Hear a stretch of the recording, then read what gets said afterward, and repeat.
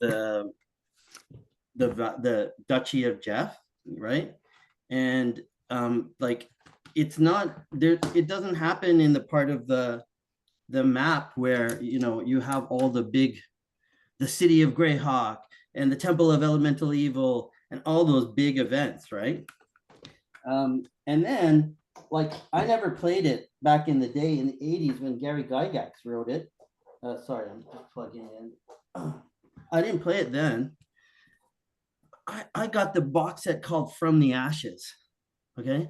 And that box set is like after the Greyhawk Wars. So how I've been kind of envisioning it, right, is a rift has opened into the abyss. Okay. Well, I use as like a demon Cambion dude, and a rift has opened up into the abyss, and that has like precipitated a massive war, right? The whole north with fucking barbarians and humanoids have like swept down, um, and all those border countries, which are like super noble, amazing knightly forces like Furiandi and all that, they've been devastated. So you have like one whole country called the Shield Lands, which is like keeps of knights and his bannermen, all gone, all subsumed by Eus the Evil and the Horn Society, right?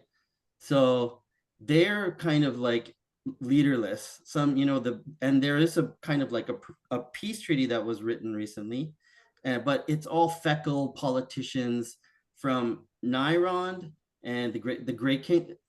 Anyway, I'm getting ahead of myself. Very very nerdy here, but that rift into the abyss, okay, which comes about because of Eus the Evil, like the dude in the north, the crazy old man, that sends some kind of like cosmic shockwave, right? And Burning Wheel power levels is completely different from D&D, right? The hope of even a paladin, Burning Wheel faith-based warrior taking on like a whole steading of giants is murder, right? It's murder. So I picture, this is what I picture, that cosmic earthquake of the rift opening into the abyss awakened these sleeping giants. And we got to open up the map. If somebody has the map open. Is everybody familiar with Against the Giants? Does like as a product? I've done a cursory Google search, but yeah, exactly. It's kind of like a really bad series of adventures that, sorry, yeah, I just plugged in my alternate screen. It's like, if you look, it's romantic if you look back at some of these small games we played. Yeah. But it was dumb. The concept was not that great because it's like, but going back to my story, cosmic reverberation awakens a race of sleeping giants. Okay.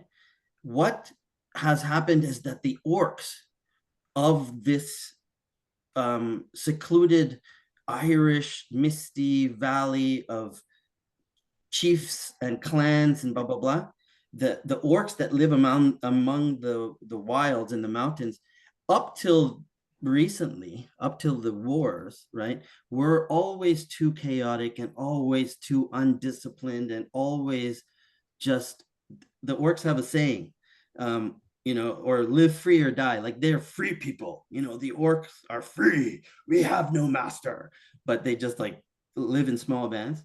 They've been all organized and they're terrified and they're being whipped by the sleeping giants that have woken up from the cosmic whatever, right?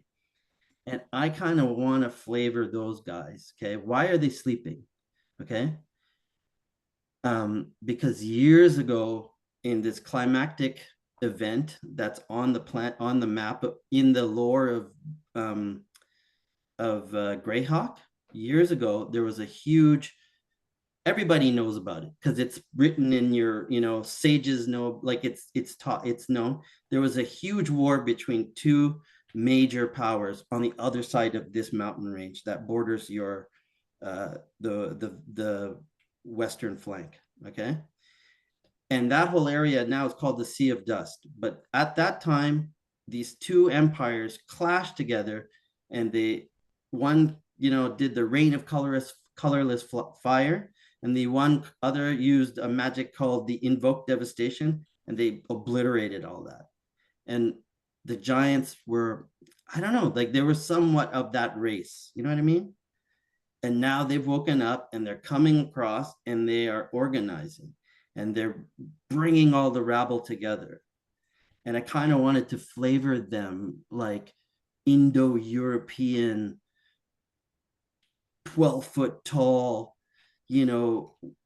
fucking Conan, like dark skin, fiery beards. Like I feel like the hill giants are like ogres, okay? They're weird, wild people that sit there. But this thing is godlike almost. Okay? They have G's, right? And they're coming across and the war probably is carried out by orcs and regimented with leaders, and every now and again you would see like this giantish god standing in the distance, hurling rocks and laughing. So earlier when you said you're referencing the apocalypse, so these are like the original Sewell in your imagining? There was two races. There was a Bacloonish and the Sewell. On the other side of the Crystal Mist Mountains. Yeah, no, that makes sense. So like, especially since the Bacloonish are like survive way more, but there's like I think in Greyhawk lore there's relatively few Sewell. Like they're descendants, but it's very much fragmented. Yes, like in the lore of Greyhawk, okay, we don't want to overwhelm you guys. I really don't want to I don't want to do the word, which I've just done for the last 20 minutes, is do that lore dumb shit that D&D is not supposed to have. But I kind of picture that's the big picture. And then there's another smaller level picture of where I like different timelines we can choose of where to inject ourselves into this adventure, right? One of them is that it's stalemate, right? And there's a garrison town at the far border of the Duchy of Geoff, and it's very hard to pronounce. It's Hochoch. So I say Hochoch. Okay. It's a little town called Hochoch. Here, let's do a screen share of the map. Do you have it? I'm gonna. Like roll 20? No. Yeah, you could go, but it's hard to see. Look at the Darlene map of anyway. This little garrison town, okay, this little cool garrison town.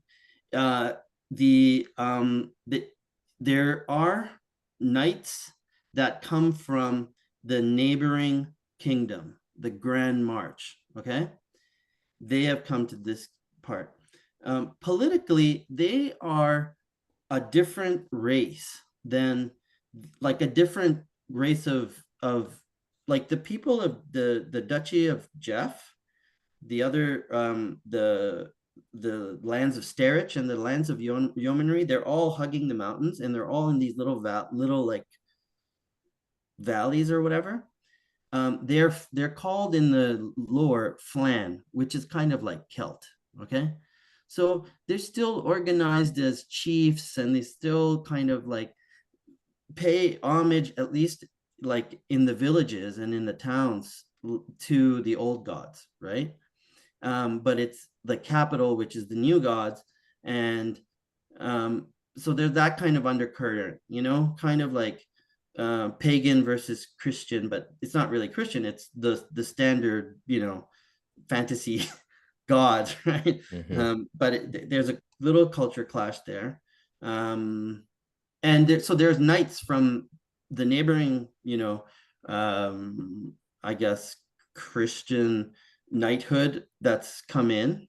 And the Duke is very, in the lore, in the books, the Duke, since it was written up as kind of being failed, like being sick. They say he's sick, okay? And there's a word that says he was poisoned. So I don't know, but I can just imagine him leading a very ineffectual retreat from the castle, arriving in Hotchok with, good advisors, but some bad advisors. The people that are beleaguered.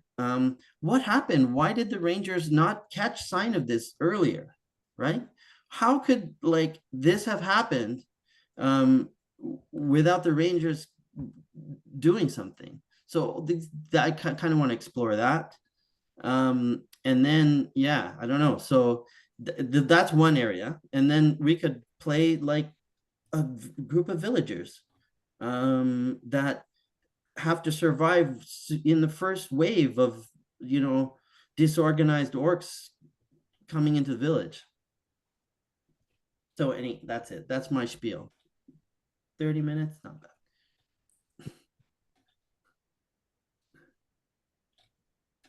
So I think the thing, like, I think the big picture is really clear, right? We have these ancient giants that awakened, dominated the orcs, invaded and conquered Geoff, and which is presumably our characters will either be from Geoff or have reason to go adventure inside. Yeah. Defend Geoff or invest in some way. Yeah. So really, then it's really about narrowing down, kind of what Sandra's getting at the end there. Like, what is the situation?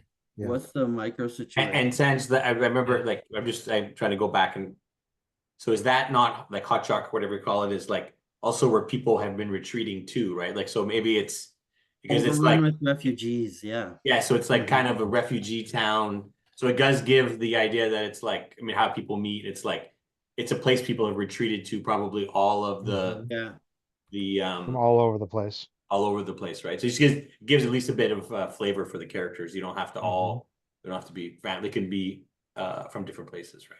Yeah, for sure. Yeah. Cool. Yeah, and obviously there's always getting any. I think this is kind of an aside, but it circles to a larger point.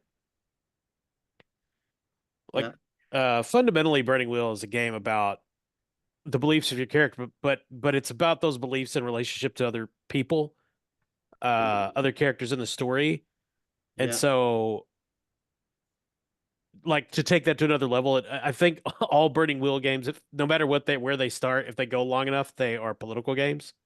Yeah, I think that's inevitable, whether it's the politics of a kingdom or the politics of a bakery. Like, that is the end result. Yeah. So there's going to be some level of politics in our game, no matter what. But I guess, like, we need to decide early on: does our game take place in Hawkok, and is it more about dealing with the political fallout of this catastrophe, or are our characters going back to Geoff for some reason? Or do we start in the midst of the invasion in Geoff as whoever, right? Yeah. Here, should I show you a little map of kind of the lay of the land? Would you guys be into that? Yes, yeah, definitely. Okay. So screen share, and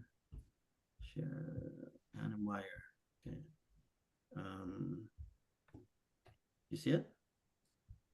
I did not. No, not yet. 1 second. Share options. Share. Oh, there's a button down there. Yeah, you see it now? Yeah. All right. So here is the Valley of Geoff, right? Surrounded by mountains, right? This whole thing here.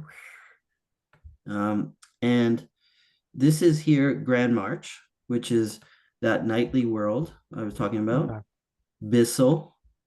And this here, let me zoom out a bit, is Furiundi, okay? And all the way north of Furiundi, like this whole dark swath, right? That is EU's. EU's is fucking demon army, right? So all the way down, tucked over here in this little spot, is the Valley of Geoff and Hochok, or whatever it's called. Hochok is right there. Right? See, there's a forest in the north called Lim Forest, which is fucking cool because it is a dense, dark kind of, primeval forest that has a pathway leading to the Valley of the Mage, where in my campaign, or what I feel like it signifies, is an elven lore master who's in seclusion. And it's in the lore that wild elves patrol this forest. So that's just if like a connection to elves, right? Cool. So Hotchuck is right here where that flag is. And Sanj, Okay, cool. it's like a fort, right? Like I remember it's like a Hotchuck? Yeah, it's like a wooden palisades, hastily like before it was not a walled town, right? Or maybe it was. I think if Bree was a walled town, Hotchuck was a walled town because you have owlbears. But it's been fortified and buttressed, and there's camps all outside, like refugees living among camps, right? And I imagine it's like Game of Thrones level of gritty, like war refugee town. Yeah. Hey, where did Chase go? You can't see me? He's there. I can see him. Oh, Yeah, he's Okay. here. you just because you went full screen, Sanj, like Oh. you only get to see. Oh, yeah. All right. Anyway, so that's and the capital, which is sacked, is down here called Gorna, somewhere around here. There it is. It's in Here. to the left of Oh, your yeah, I cursor. see it. Where all the roads come together, just Oh above the yeah, mountains. right here around there somewhere. Little, You're yeah, right. just You're circling it. just right. Gorna, There it is. Yeah. right on the mountain. Okay, cool. So that's the capital, but it's destroyed. And I think the giants, like, they're kind of like, boom. They have like a big, like, this whole part, right? And this is kind of no man's land, right? And here's Hot Chalk. I guess in terms of, to Kyle's point, the politics are probably, sounds like Sanj, like refugees every day, and the town being like, hey, less refugees, like a bit. I'm sure there's a tension in the air, right? So are you on the side of the refugees or the side of the town? Yeah. Again, that makes it small, Kyle. It doesn't, it's all about, like you said, are you talking about the region? Or are you talking about even within the camp, you could have politics, right? Right. Oh, absolutely. So, thoughts, character concepts, ideas. I mean, my character will largely depend on kind of what the opening situation is. I mean, Yeah. And what our role is. Are we rangers going out hunting orcs, like in the Spear of, what was it? Spear that weeps? Spear that roars for blood. That spear that, yes, spear that, if we're doing rangers like that, that'll be very different than if we're political advisors to the Duke in exile. Mm-hmm. Or whatever. Yeah, I mean, that's so true. Yeah, you could play political advisors in Burning Wheel. Totally. Yeah, let me stop the screen share because I want to see Chase. I think Chase, I think you had been looking at the bastard life path at one point.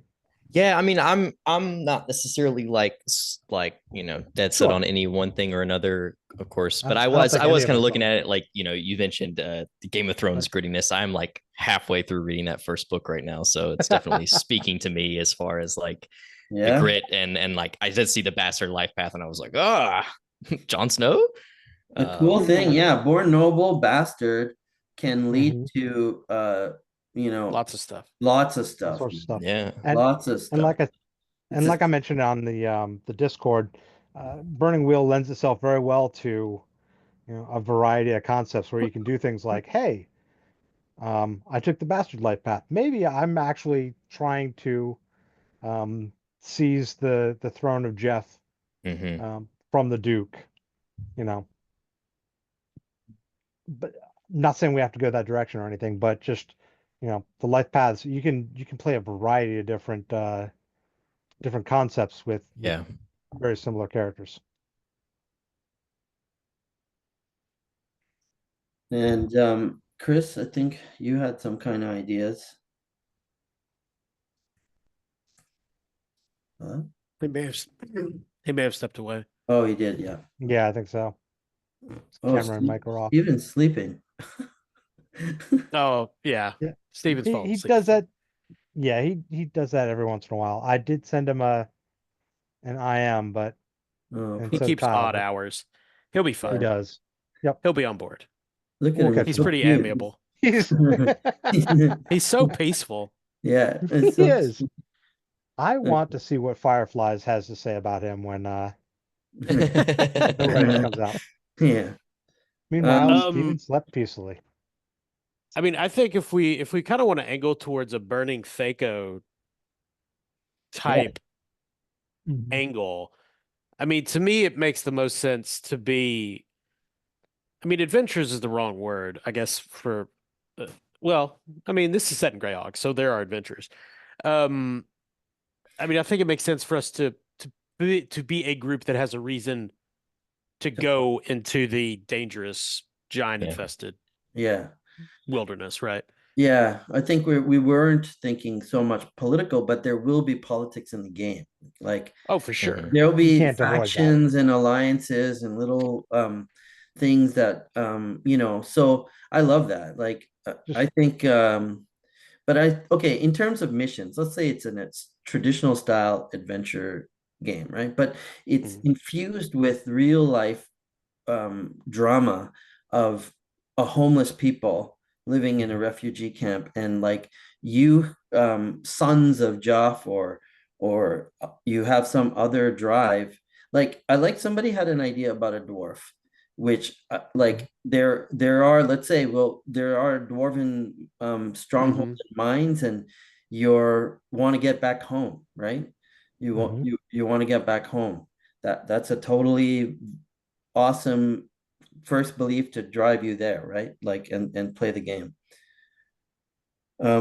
So I think having characters that come from the land is going to make it, or have a reason to head into danger like that, is going to make for good beliefs, good character concepts, you know. It's not for coin. There's other ways to make money that is safer. Yeah. Less suicidal. Yeah. Well, and yeah, so there's probably so it feels like, wherever we set the campaign, it's either going to be like in the midst of this invasion or kind of immediately in its wake. So there's going to be a lot of chaos and confusion, missing people, missing artifacts, missing church relics that wouldn't necessarily have fallen into giant hands, or we could be going like the holy thigh bone of Saint Frank, Yeah. and this is a relic with political and religious significance. And the first mission is, go to the chapel where it was and just see if it's still there. Maybe the giants bypassed it and the monks are fine, right? Or there's a wizard in a tower and we think he's completely ignorant of this whole situation. Go to him. Or there, some reason beyond, treasure, to go in, or like, if we want to go super hardcore, be like, try to try to, it could just be hey, Ooh. go and figure out who these invaders are, because we know Yeah. about orcs and we know about hill giants, but these weird guys, nobody knows anything about these. Yeah. You know, That's a Mhm. reconnaissance gi- trip, Yeah. which would be Yeah. pretty fucking cool. Yeah. And the funny thing is we can have competing beliefs. Absolutely. Say the relic is an axe of giant slaying, a dwarven axe of giant slaying. Okay. And if we have a dwarf character, that's his like, but we must get the axe of Yep. you know, Is a and dwarven artifact that belongs in the hands of the dwarves. yeah, Of course. like Well, and maybe it was, that maybe it was buried, because typically in a axe of the so if you're dwarvish lords. Shall we call it axe of the yeah, dwarvish lords? There you go. Let's just there you go. uh, Perfect. yeah, axe of dwarvish lords. And so then Sanj, who like is the person that's asking? So again, you could have somebody from the state or like that's trying to drive it and is trying to pick up resources along the way. So do you saying you're the competing thing is that you have somebody from Geoff or somebody that wants to take the axe for other use? Mhm. Like is that your competing beliefs or I think there's Could be. physical obstacles of just getting it, right? Yeah. Then there are dwarven customs and honors that, and no, but other. is everybody a dwarf and then they have that, or is there like someone No, else no, no, in the no, no. group? Okay, I'm saying, I was saying is like that's just for the dwarf character. He might have one belief that says that. And, like that's just a cool little subplot that can be there, or the main plot. Like we haven't decided. And Yeah. even if you don't have a dwarven character in the party, you can have a conflict there where the dwarves want it back to take into their stronghold, but it's a valuable tool in driving off um, the giants, and you want to use it um, without damaging your alliance with these dwarves that you need to survive. Yep. Yeah, well, let's just say, I mean, unless somebody really hates the idea, let's just say we're going to find the axe of the Dwarvish Lords, which is somewhere in conquered Geoff. Oh fuck. That's You know, you Uh, know. And the other thing about Burning Wheel is we could play a full campaign and never get anywhere near it, right? Like yeah. it's things are going to take on a life of their own once we start Oh, yeah. playing. Uh, or and of course in D&D, the Axe of the Dwarvish Lords is this really powerful artifact, which it could be in Burning Wheel, or it could just be purely Symbolic. politically Yeah. and culturally Mhm. significant. Yeah. I think Like a Burning scepter of Wheel leadership. dwarfs like tack very closely to like traditional D&D, right? Mhm. But Burning Wheel elves are Tolkien, right? Yes.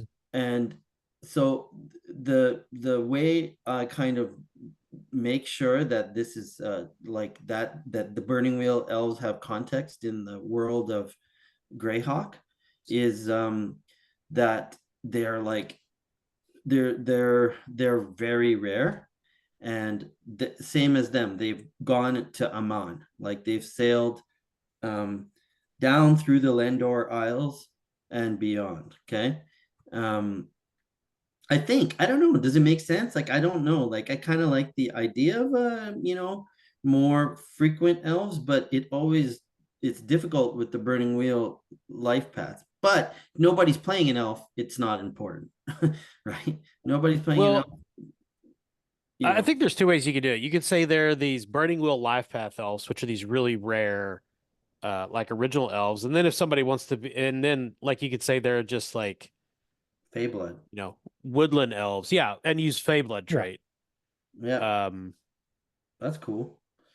Mhm.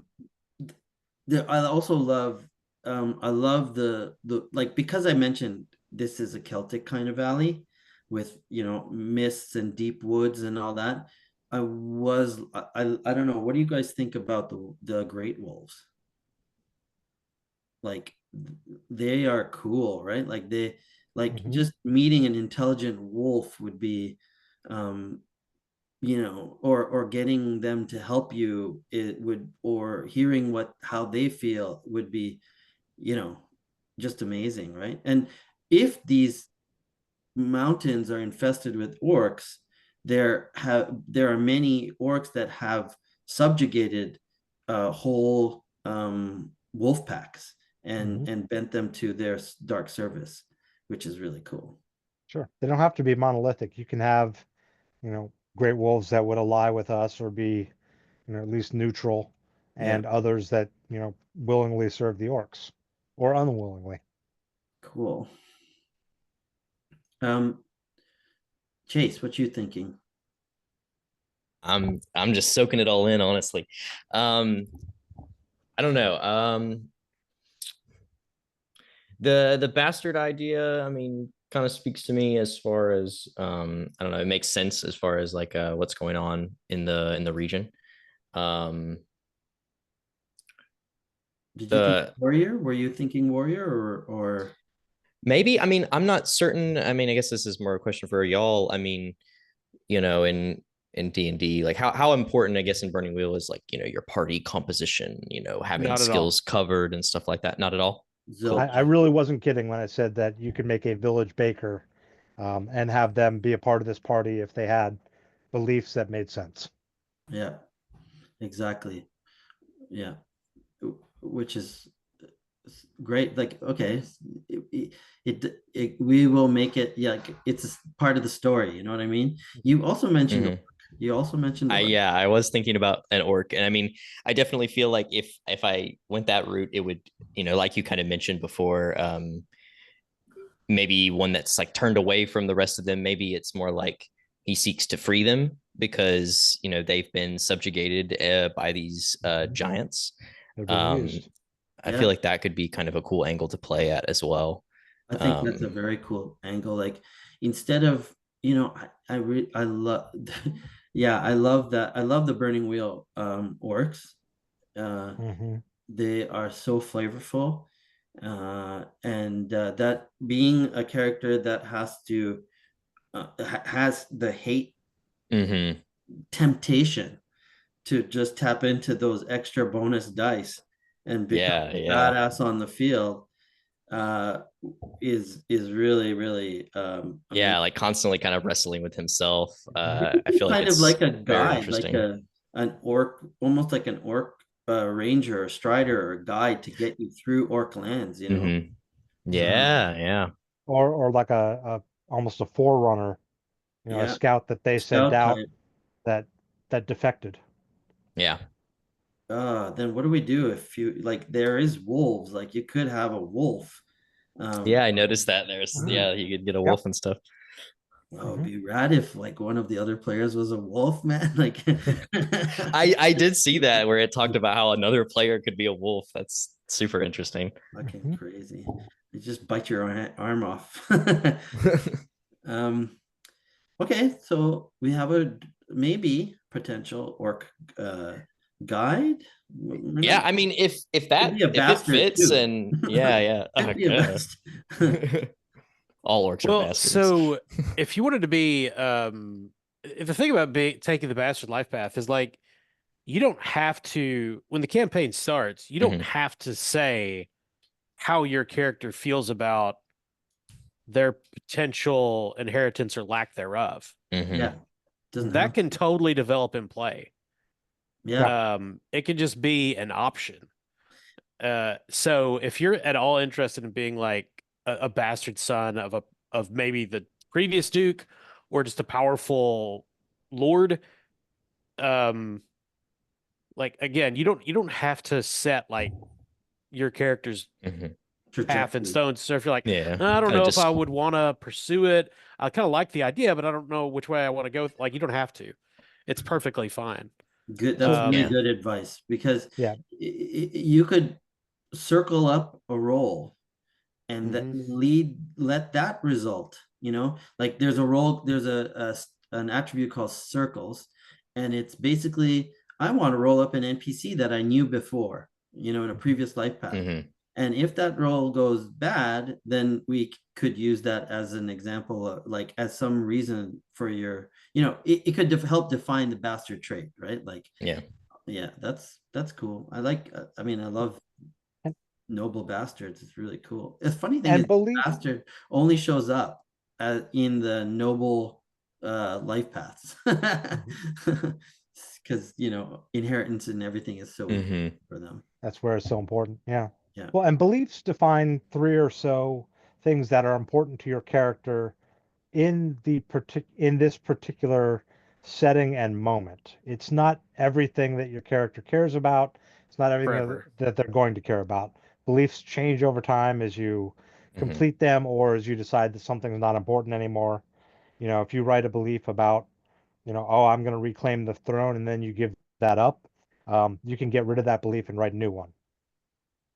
Yeah, I was reading Yeah. through the codex chapters on the beliefs and stuff, and Yep. trying to That wrap my head beliefs around are it all. really key to what makes Burning Wheel Burning Mhm. Wheel. So one thing about being a bastard, whether it's Chase or somebody else or some other, is given some of the conceits of the setting, like it would make sense if one of our characters had some aristocratic position, or at least you know kind of role.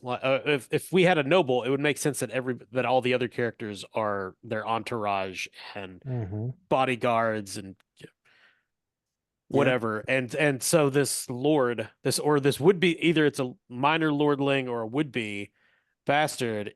That's why they're trying to seek out the Axe of the Dwarvish Lords for whatever good it will do for the war effort. It will also cement their place. Yeah. And Bring him personal prestige. yeah, you're at that point it's like, oh, who cares if he's a bastard? Mm-hmm.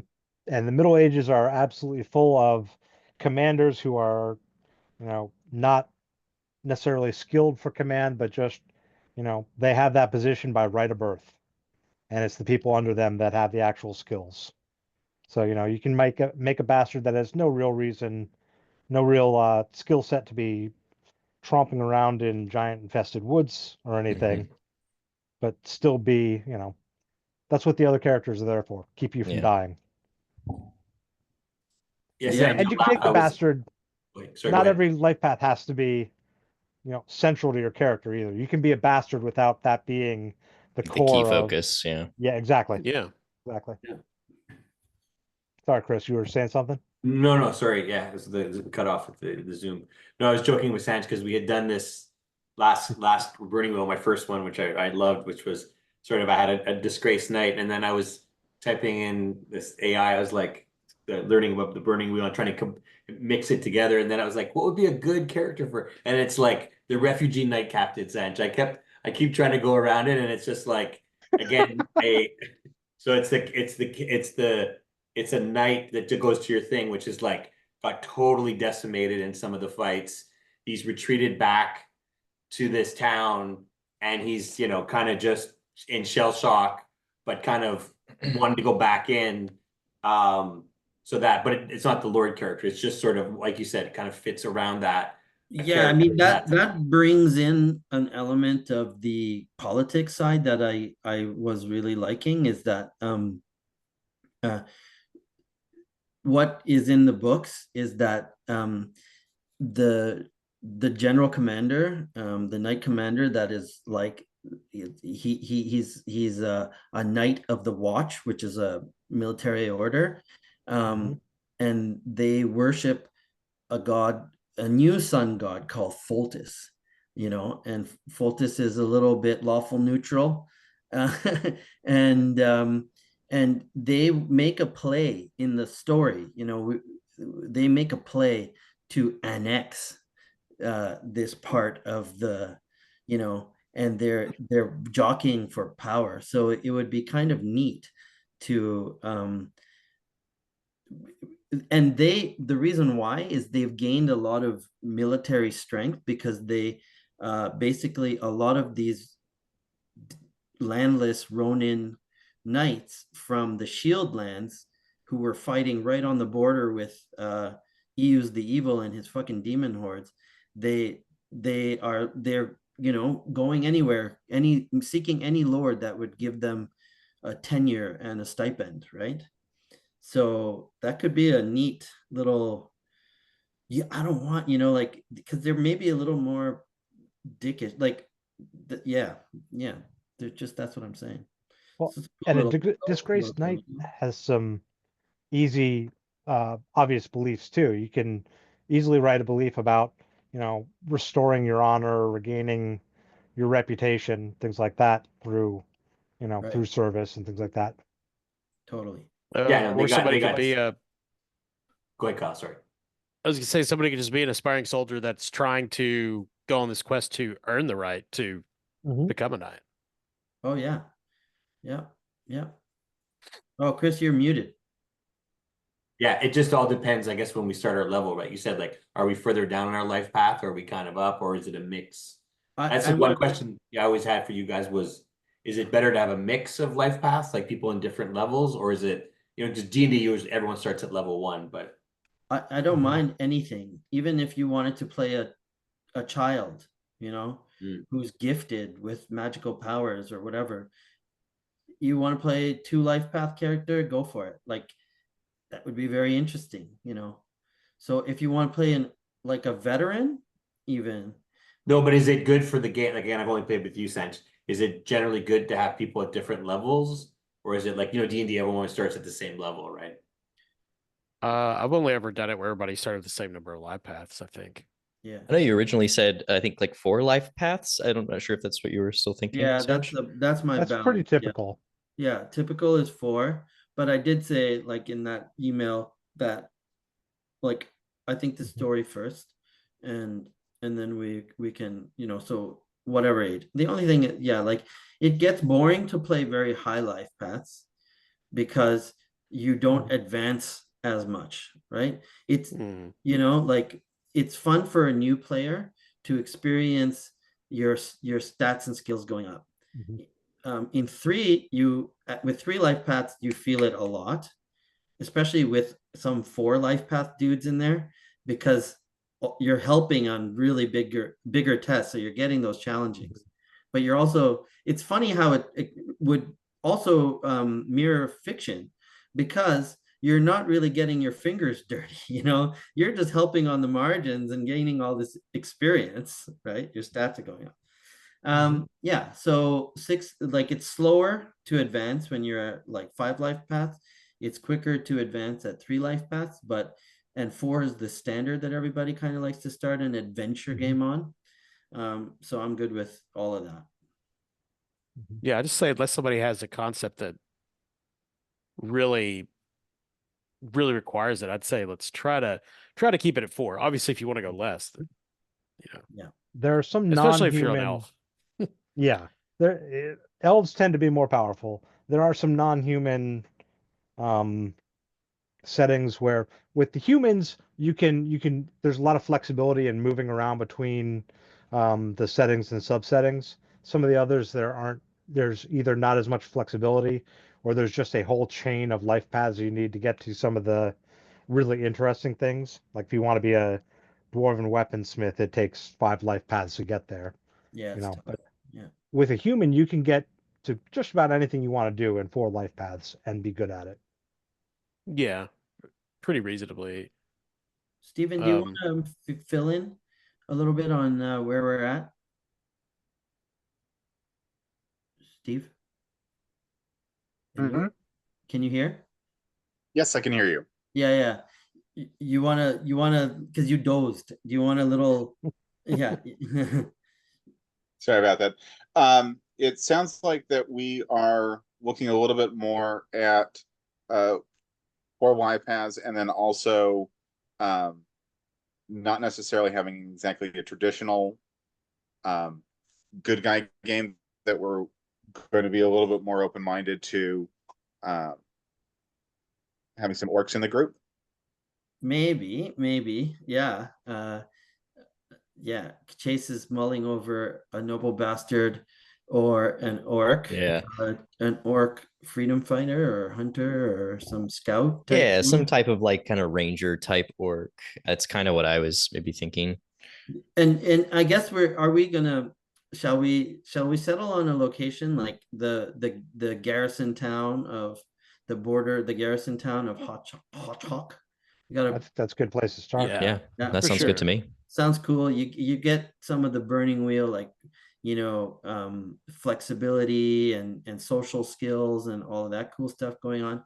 And also then planning or mounting a foray into a dwarven, so either the dwar the yeah, either the axe of dwarvish lords is in the hands of, I don't think we can do that. Okay, I don't want to say, I think that the adventure to recover the axe of the dwarvish lords from the giants, like the commanders of Hotch, whatever, right?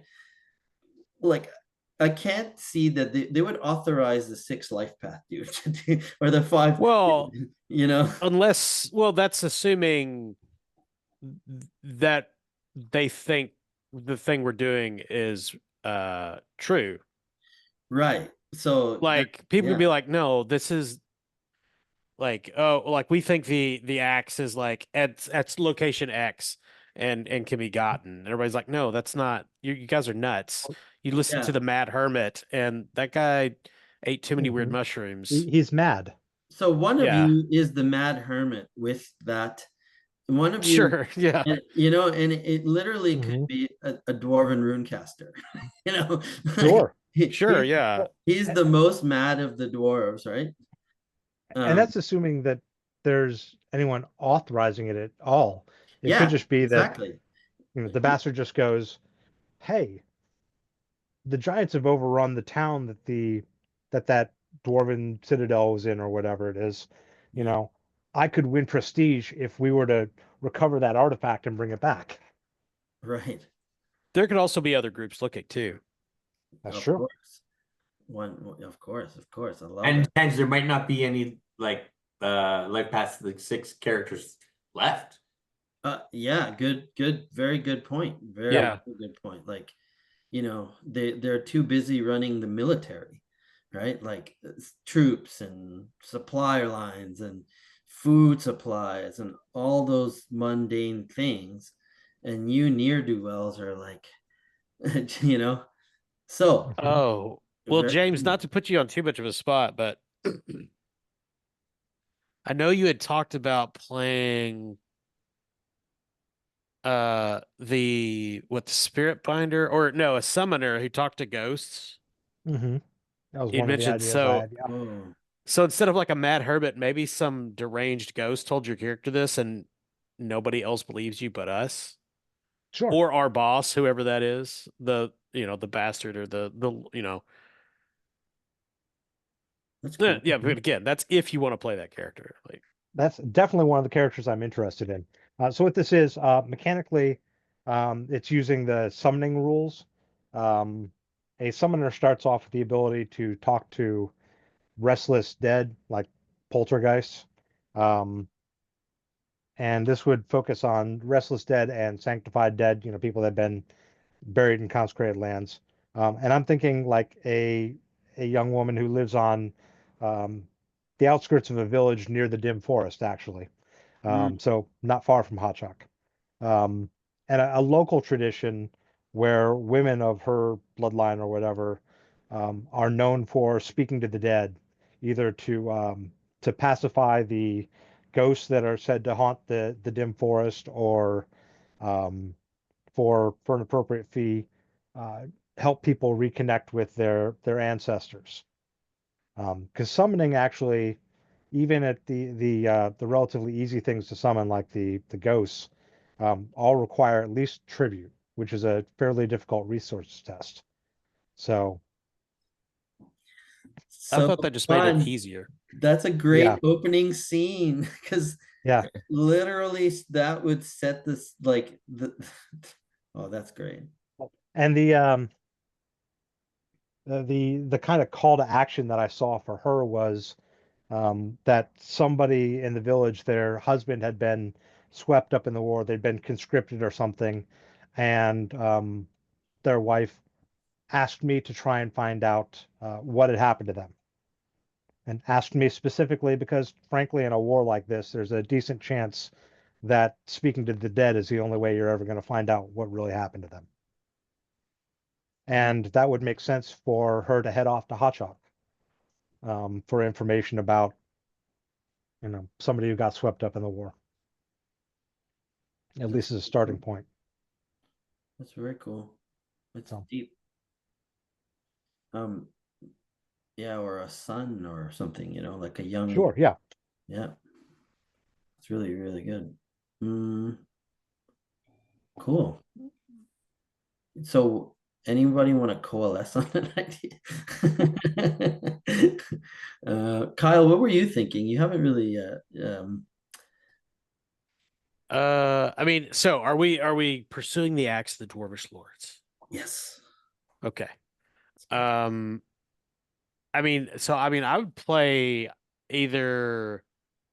I mean, I was thinking either a sorcerer, ranger, or like a man at arms, probably. Unless nobody wants to be a noble, and then I might do that. But I do feel like I'm maybe starting to lean towards the orcs, towards an orc. I don't know. I mean, well, I guess my question is how, because I would hate if like every time we went into Hotchok or whatever, everyone was like, "It's an orc," and it was like a big problem. It's a big problem.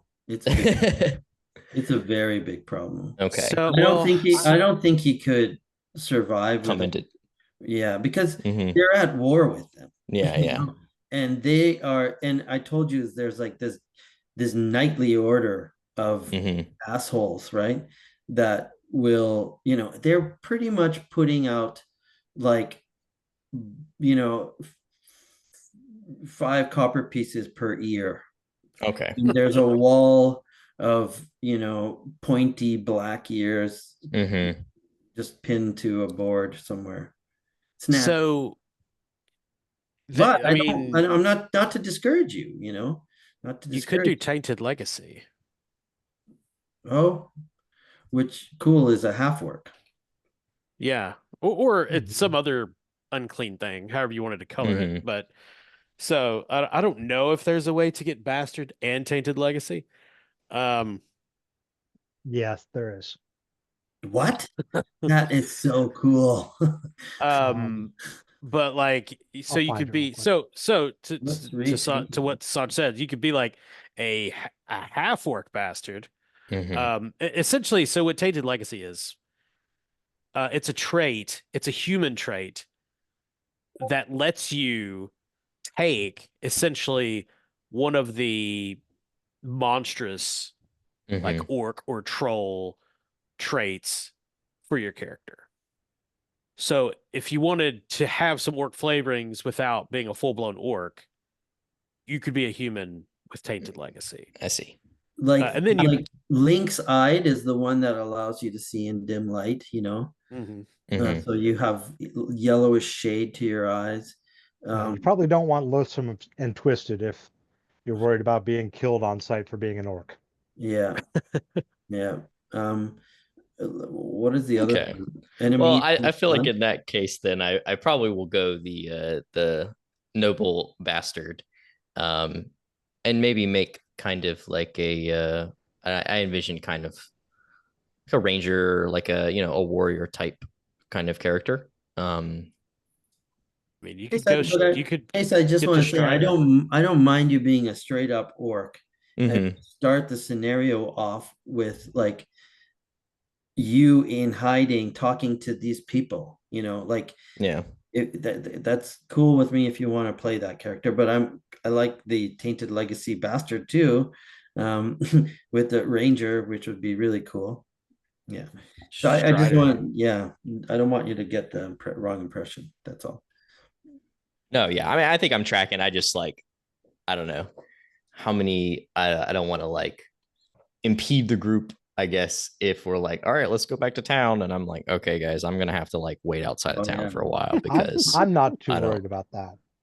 But Okay. it is a little less fun. Like if you chase, one thing is if you want to experience the joy of Mhm. rolling like circles and Yeah. social play of Burning Wheel, which is really like there's no That's system gonna be like it. It's going to be hard when you're like always like playing with Yeah. people that hate you. Yeah, like don't see me. Yeah. Yeah. And then Yeah. I think if I do have to take this angle of noble bastard, someone who's trying to like maybe rally support, I would really get to kind of interact with those systems and such like that. Mm-hmm. Which there's some neat would stuff be you a can lot do of with that. which would be a lot of fun. Cool. So you could go born noble, bastard, and then Mhm. go to outcast. Outcast. Yeah, that's kind of what I was looking Yeah. at as well. Or- Yeah. Grab like Or if you wanted, you could hit a soldier life path in between. he could. Oh, I was thinking he gets something like vagrant or something that gives him some trait points, and then he gets Strider. Mhm. Cool. Mm-hmm. Yeah, I was yeah. actually looking at like I was thinking of Strider when I was kind of like theory crafting it, but I wasn't sure what to take in the Strider's middle. your human ranger type. Yeah. Yeah. So if you start with born noble, you could really take anything to get to Strider because all Strider requires is Born Noble. born noble. As long as you have a lead into outcast. Yeah, which like bastard you have to take as your second life path if I remember correctly. Yep. Correct. Yep. And that leads into outcast soldier. Yep. City religious. Yeah. So Steven, is there a character you might want to play?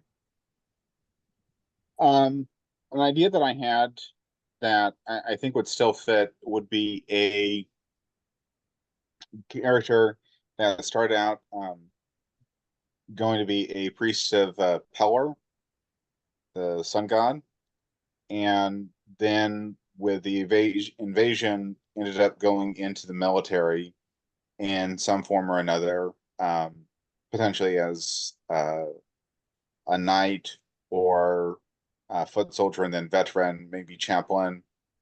And that was an idea that I had because I really haven't played any faithful characters in Burning Wheel.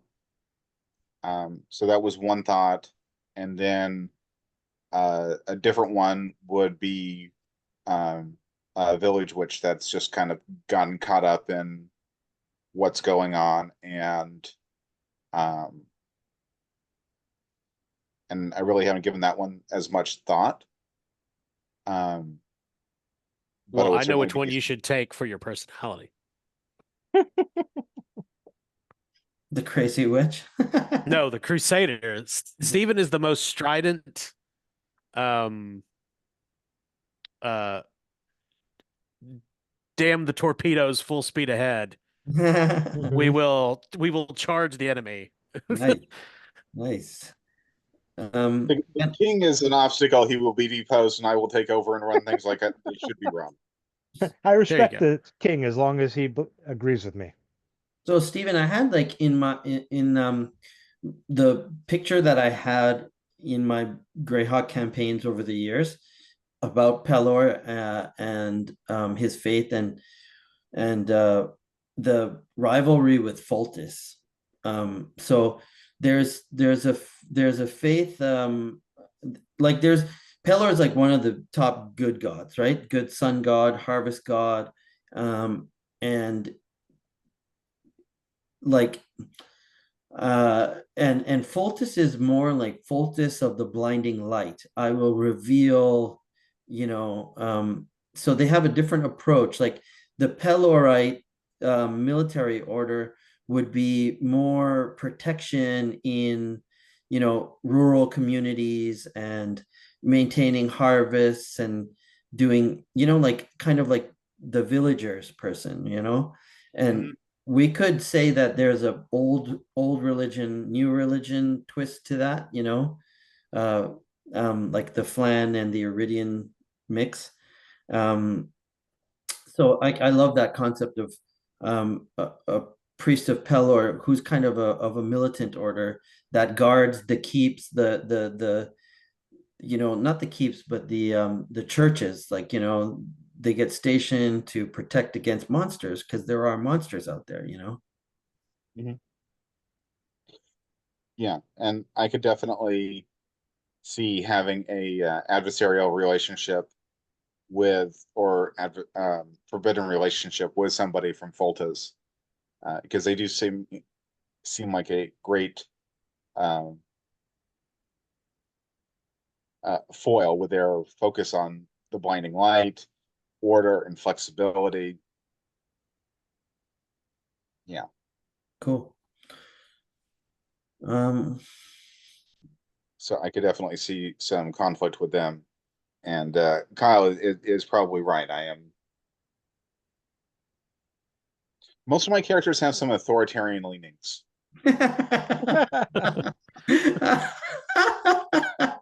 Awesome. I don't know. I think they're just very strident in what they believe. Self-assured, yes. Kyle, what are you thinking? So we have a priest, we have a potential dwarf, I think, James. I'm not sure. I'm not, no. So we I'm only looking at a yeah, we don't human. have anything yet. Everybody's still a little bit up in the air. So do you mind? I gotta pee, and you guys Yeah. chat amongst yourselves for a sec if you want, or Yeah, I'll be right. yeah.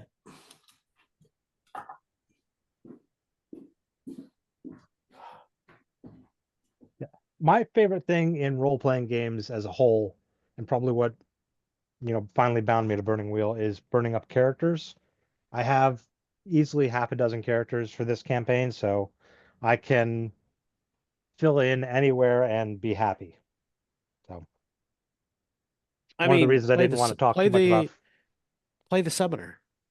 Sure, I'm happy to do that. We need it. We need it for the campaign. Yeah, I didn't And want you want to play it. I didn't want to throw out character ideas too early in this because I didn't want to shut anybody else down. Because I can, if someone was interested in playing a summoner or a dwarf or whatever, I didn't want them to go, oh, but he's already doing that. So I'm pretty sure nobody else is gonna want to play a summoner. okay, I've never played a summoner and I've always wanted to. So as much as I love Burning Wheel's magic systems, I've played very little with them. I mean, do you consider faith magic? Yes. Then So I've done Faith. Yeah. Yep. And I've And done Death Art. I did Death Art. Briefly. A very It was high not a long power campaign. Yeah. But he was a very powerful Death Artist. Yeah, This very true. It was like a 8 life path game or something like that. There were a lot of them. It was They were very super It was powerful. a lot of life Gods paths. among men, basically.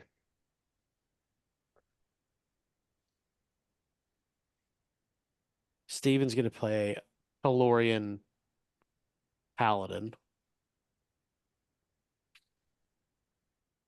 Very iconic for a D&D game. And I think it's a very fun character with the way Burning Wheel handles faith and things like that.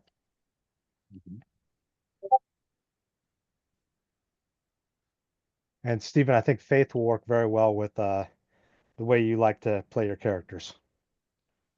Does anybody know how to You know. spell Foltez? You ready, shorter? EHOLTUS. Yep. Well, the one thing I was going to say is it probably starts with an F, but apparently not. This is the English language, sir. So we're saying is I need to figure out which language they stole the name from first. No.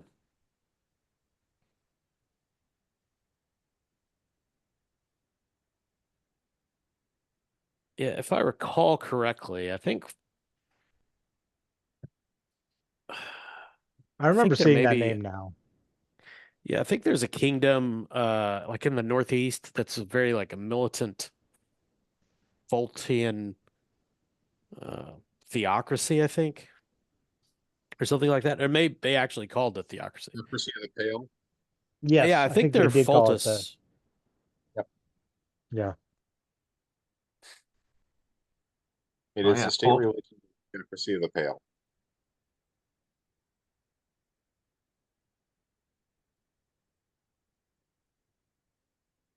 Chris, is there a character you're thinking about? Yeah, no, it's like, again, I did that. So I'm sort of, I'm thinking that maybe then I'd be the fallen knight of Foltest, because that's a pretty, I don't think it sounds like that would be a good place to be.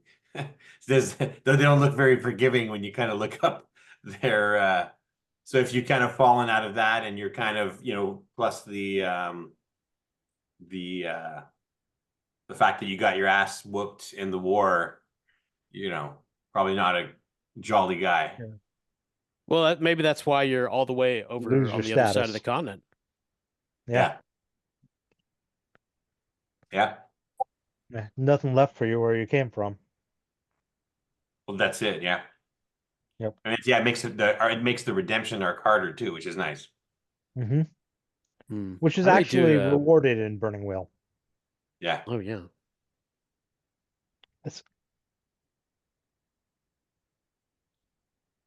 I may do a sorcerer then, especially if Chase is going to do bastard. Yeah, I think that's what I'm gonna do here. I'm trying to figure out so many life paths for the humans. Yep. I am resisting the urge right now to burn up everyone's characters for them. I do kind of, if y'all want to give me some advice here, I'm obviously born noble into bastard. I want to end up on Strider. I'm trying to figure out what would be a good third one to kind of nest in between. So I think the first question is, are you at all interested in the Tainted Legacy trait?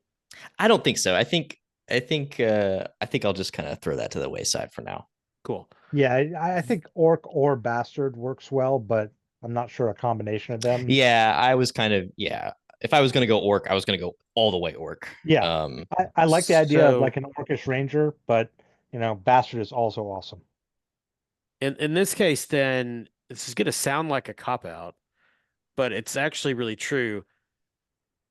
I think between Strider is a really good life path, so that's going to give you virtually everything you're going to need for this campaign. So the third life path is really whatever just sounds cool that gets you to Outcast. Yeah, because you don't.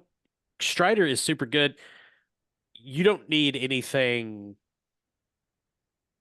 Like, there's nothing else you need, I guess is what I'm getting Either at. another Outcast life path that looks good to you, or a professional soldier, or I was kind of looking at the soldier, and then I was kind of also thinking, because Bastard leads into City and Criminal leads to Outcast, so that could be interesting.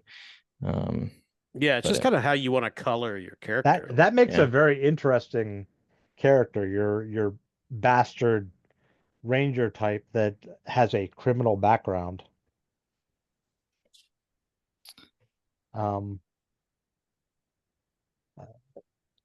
If there are any skills or traits that are really interesting. Yeah, Duelist is cool. Oh, Duelist is great for fighting, man. Okay, what does require? Okay, I don't think I meet the requisites for that though. If I were to take this it, is where I think we are. Steven's gonna play a Colossian Paladin Temple Militant. Yeah. James is gonna be a summoner via Augur. Yes. Chris is a fallen knight of Foltest. Yeah. Exiled, yeah. Ooh. And then Chase is our bastard, noble bastard liege lord. Or at least who we have attached ourselves to.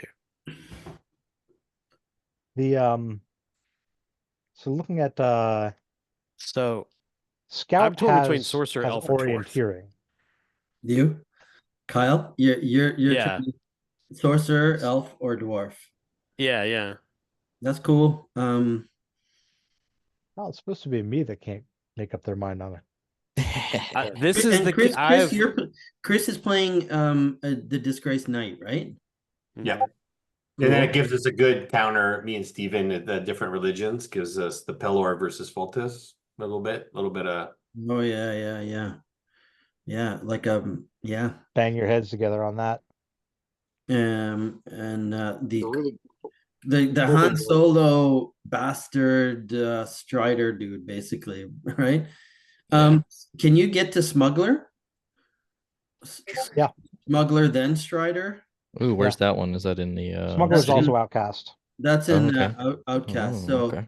Oh, yeah, you could yeah. go Bastard, Smuggler, The Strider. thing Yeah. that Strider, and thing that Strider kind of Smuggler would represent your last life path of now the war's been going on for the last few Mhm. years, and all my smuggling operations are shit, and I've been like helping Yeah. with supply lines and getting refugees through the woods or through Ooh, you giant finally found your land. niche Yeah, yeah, where I you actually never like have that. where you Yeah. never fit in court. Well, and mechanically, what that does for you, and I think Sanj, this might be what you were looking at. The required skill is persuasion. That's kind of what I was seeing. Yeah, I kind of wanted to have Yes, some sort which of is like, huge. That's a great social skill. amazing. yeah. And I don't know if we're well represented on social skills, but they're Yeah. super important in Burning Wheel. Well, I like the idea of a Yeah. smuggler who, okay, what's a smuggler smuggling? What's his occupation? What's his trade in this valley? Because that means they're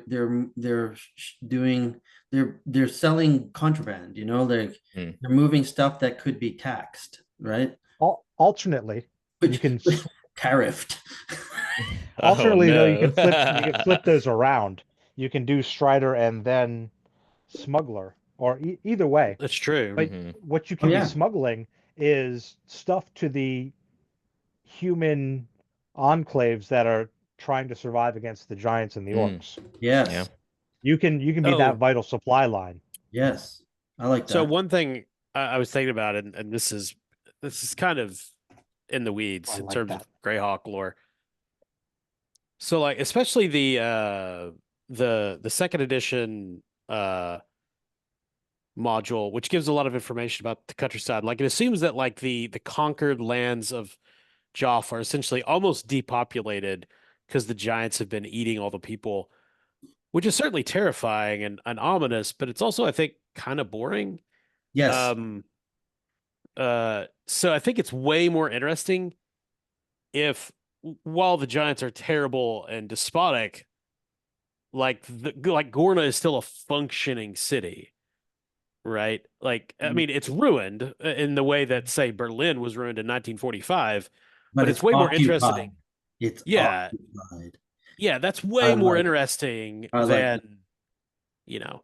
I like I mean, that. I understand why they did that because that was a module for second edition, and the assumption was that you're like going in and guns blazing and looting and Second So edition's a combat game. I yes, wanted to give a little flavor. This is flavor that I might interest the dwarves, okay? Or elves. Like this is the question about the in the traditional against the giant storyline, the movers and shakers that are instigating the giants to attack this realm, um, and the other realms that repulse them, are the drow, the evil dark elves that live deep underground. But the other day on the weekend when I was going for my walk and I had this inspiration of the portal to the abyss opening and the cosmic earthquake and how it woke these godlike giants, like in our burning wheel conception of it.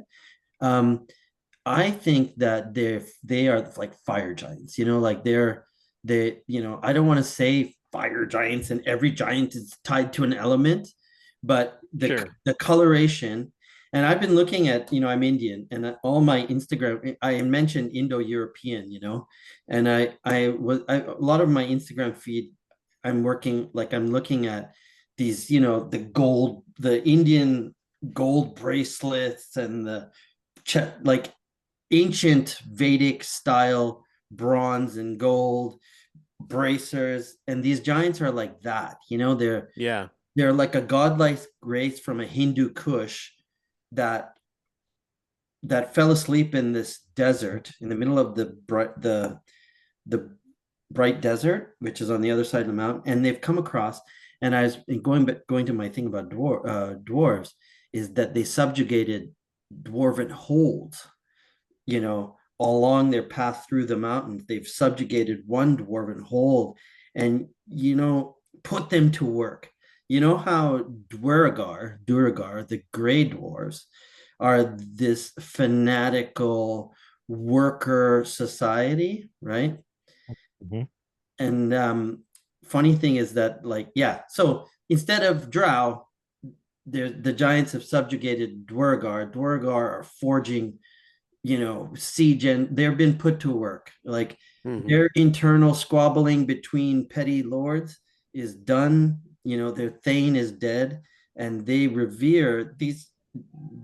Basically, a fire giant looks like a fucking dwarf times 10. Like, So kind of that's my idea of the bad guys. So that makes me And think giant. of are you familiar with the Chaos Dwarves from Warhammer Fantasy? Yes, with the red freaking Yeah. yeah. Yeah. The red So mohawks and the crazy, yeah, so well they always have like a very Sumerian, Assyrian feel. Oh, No, you're thinking of the dwarf slayers. oh, So okay. there's a dwarf faction in Warhammer Fantasy called Chaos Dwarves, and they essentially worship like the Hashut, which is Okay. like this like volcano god or something. Um, Oh yeah, Sumerian with their beards yeah, in yeah, like, they've got the big like it's vaguely like Persian, yeah. yeah, and they're crazy and um, Okay, I'm looking at it. Yeah. I like that. Okay, red and yeah, they look Sumerian for sure. but that would kind of fit like maybe that's not all the dwarves that the Yeah, giants have subjugated, but like that's like the this cult that's this growing. yeah. Oh yeah, maybe like I'd say the look is that, yeah, that's the Hindu Kush look of these giants, and they're coming, and you know I like that idea of the changing fashion. you know Interesting. Anyway, so that's one more thing for you if you want to play a dwarf, like another hook about Yeah. that rumor. Or no, maybe it's not a rumor because it's already been a few years now, right? And dwarves would be able to say that's our craftsmanship, dwarves. Ooh, Yeah. or like it could be like the dwarves that came with the giants have been worshiping the giants as they were sleeping for like millennia, Oh, and nice. they've been like corrupted. And Nice. these are the dwarves. So these are the dwarves that are coming in, and that's who the giants use to take the dwarf holds because they can't do it. So they have Yeah. we could come up with some, Oh, that's right. Like you know, they all came from the desert, right? Yeah. yeah. And so there were these dwarf holds on the other side of the mountains, and they've been worshiping these buried Sul as gods, not knowing their true nature, or maybe they just don't care, right? Um, That's really cool. and so all the near dwarf holds are still like maybe occupied or under siege, and those would be like Tolkien dwarves, Yeah. or D&D dwarves, right? Yeah. Viking dwarves, Scottish dwarves. Yeah. And then Yeah, there's the yeah. culture clash. Well, now whether that ever comes up, but I don't know. That just I was thinking of that I as love you that. were talking about it. I Yeah. love that. That's part of the story. That's part of my Greyhawk world now. Done. That's that. So I'll probably be a dwarf then if James agrees to take sorcery. That's fine. I'll be the speaker for the dead. Cool. Nice. That The is one character I great. did not burn up was a dwarf. So Oh, Kyle, I'm pretty sure I sent you a list of like 20 different dwarf burns to get you started. So So do you oh, guys want thanks. to spend a few minutes just getting your life paths and picking a couple of traits, and then like talk about how you guys cemented, or shall we talk about how you guys got together Well, I think some of it will reveal itself as you're doing your burning, right? Like you want to bring up charred and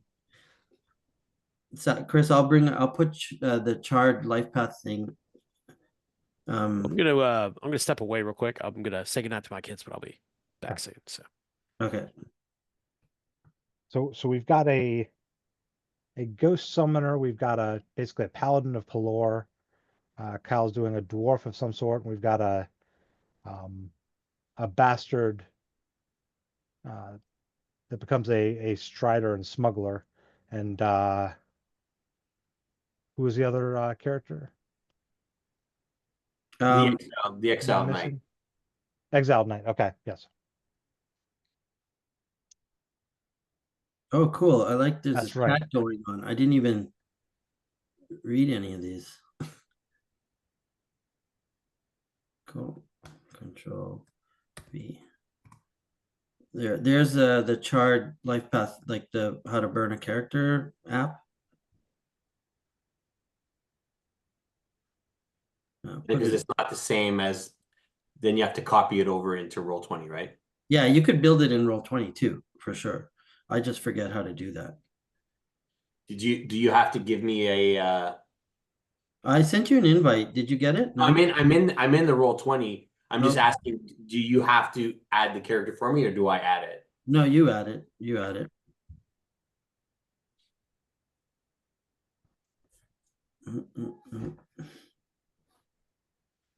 I think like Chris, we need for your character more drive for going like because you're an outsider. Yeah. And coming like what's your point? Like why would you wanna we know that Chase's character wants like glory and some he's kind of like that, right? Like a little shady. And we know that James's character is going to have some type of familial, like a ghost of like some kind of like prophetic aspect, I imagine, right, James? That's kind of Yes. that's the angle. Kyle is gonna have dwarven honor and oaths and those type of things. Yeah, no, I think mine again, it's like the like I did something to get myself exiled, right? So like I'm fuck it, right? Like my armor's been defaced, like I'm out, right? I have an idea. Yeah. I have an idea. Say you're say that you were exiled by the the Valley of Geoff. Okay, so it's say not if we take away Shieldland, okay, and we make it the Valley of Geoff instead, like so the land that's overrun, and you were exiled for a crime there, but then because of the circumstances of this war, you've conducted yourself very admirably or whatnot, like you've been fighting for the last 2 years, repelling the giants and keeping that line of safety that you have, maybe the no man's land or the whatever. So then, there's a redemption arc for you in the order of this of your home. This is for me, this is like I whatever I in the because a crime in the Fultus could be showing mercy, right? It could be like I wasn't as militant as I thought. I got kicked out, and then I've been trying to make my way back, and this is again on that arc of trying to get back to getting my armor restored, right? Cool. Your armor restored, like having enough money to pay for a suit of plate mail. No. I have the plate mail, but the thing is that like I was thinking about like all of it. I was looking online, all of the like you have all your symbols on it. And they've just they destroyed all the symbols, but I still have the armor. So the idea, you have to be restored. You have to get it recast. So they've defaced it. Yeah. They took off all my livery, everything, and destroyed all the symbols on it, like with a stamp, like a metal stamp, right? And this is the your overlords, like the law from where you're from. Yeah. Now, what was your crime? Why have you been disgraced? I haven't figured that out yet, but I was thinking about that, which is like, and again, that can be one of the things, which is, can I regain the guilt and I haven't figured out the crime yet.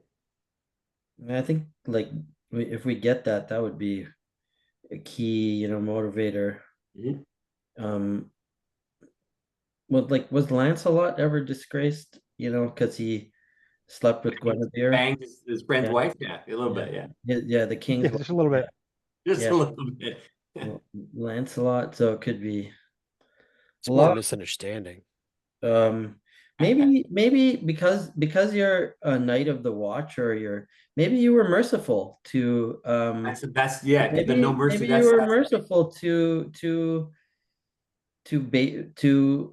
women and children of the enemy camp, right? Like, or something like that, right? You gave water to a dying orc or something.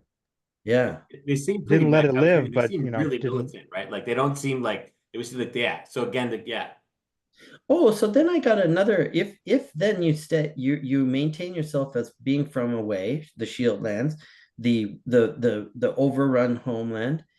You're just trying to get away, I want to get away from these Knights of the Watch and their fucking, and I want to escape and go into just a killing spree. Like that's like danger. I'm in for that. he's just been fighting. But that's the Lancelot angle. Like Lancelot just went berserk, right? Yeah. You should have PTSD for sure. Sure. 1,000-yard stare. Yeah, 1,000-yard stare. That's the trait. Is that a skill or a trait? It's a trait. Let me check it out. Yeah. There are a number of traits that affect steel, which is basically like morale. I gotta get my books. Hold on. Mhm.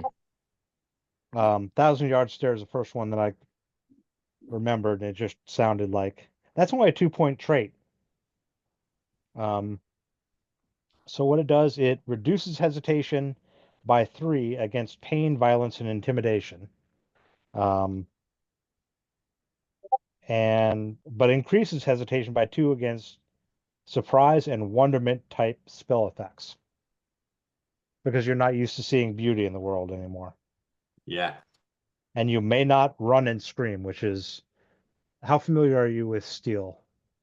Steel's good. Yeah, It sounds pretty good. Cool. We did a few combats. Okay. Yeah. Cool. So yeah, you know what? I'm getting an Inglorious Bastards vibe. Like in the sense that you guys are like, I kind of wonder if you guys know your crew already. Or not. Or do you like that's kind of easy? It's a bit, adventure D&D party. I think let's definitely start out knowing each other. Okay. Sure. Or being united in purpose, just because that will make everything easier. I'm definitely gonna take Grudge Keeper, I think. Oh, you bastard. Oh. I mean, there seems like a lot of grudges in this situation. Oh yeah, this is a perfect place for grudge. Yeah. So 1,000-yard stare. Anybody. So I think like these guys have, James and Kyle and Stephen have a lot of experience with burning up characters, and Chase and Chris have less. So I'm willing to help along with you guys. While James and Kyle kind of rummage. So Chris, we were just talking about you.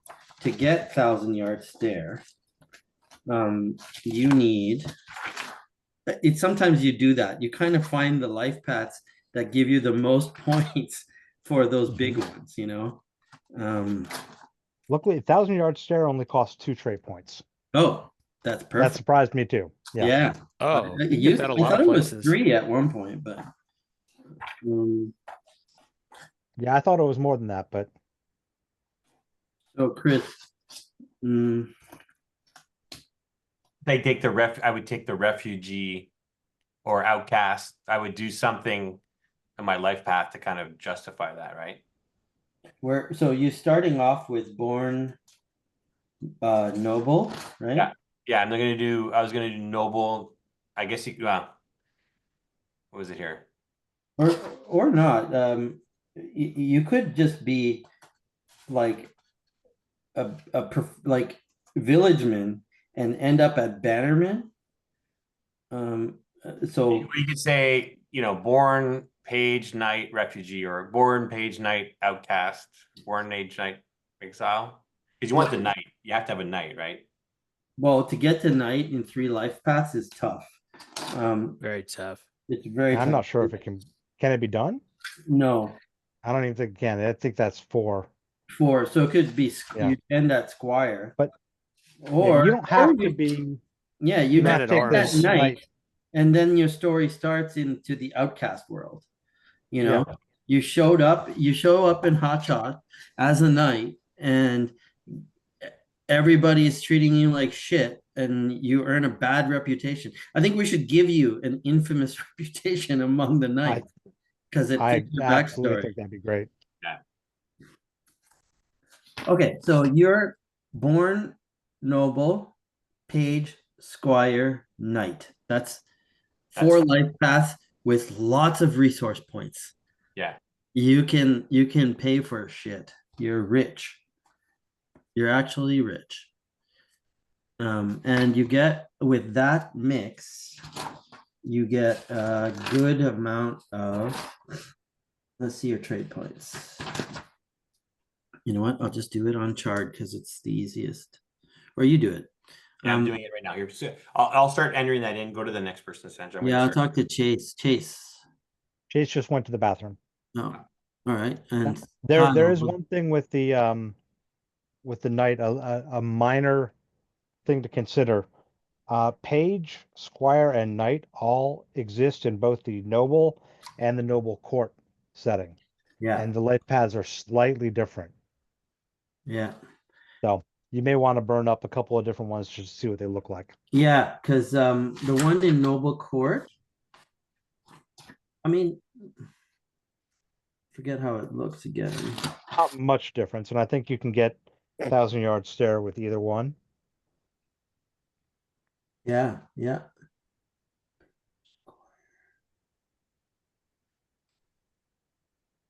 It's the squire in noble court has pragmatic, tough, and determined. Those are pretty cool. Yeah, those are really, really sworn homage and sense of entitlement. That's like my kids these days. If you stay in noble court, you will have 3 free trait points. 1 from page, 1 from squire, and 1 from knight. So looking at noble court, you'll have 1 free from page, none from squire, and actually none from knight. So you won't be able to get 1,000-yard stare with that. Okay, all right.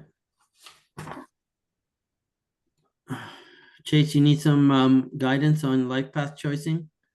I think I got my life paths about figured out. I'm just sitting here looking at skills. So obviously, born noble into bastard. I think maybe he the lady, the lord's wife, was not too happy about the whole bastard situation, and so maybe he, as a young kid, got into smuggling, kind of living on the streets. Maybe running for criminals and stuff like that.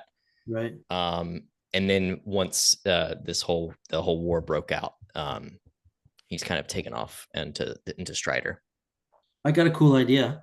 As a nobleman, maybe your father was part of the court of Ingorna, okay, in the capital that is now occupied by thing, and you might, in your Strider days, after the smuggling happened, you're smuggling in the city and shady things, and then in your Strider days, it's literally helping escape and scout and protect, and end up in Hotshot and kind of being more like a useful member of society, right? Yeah. I think maybe the war gave him more perspective.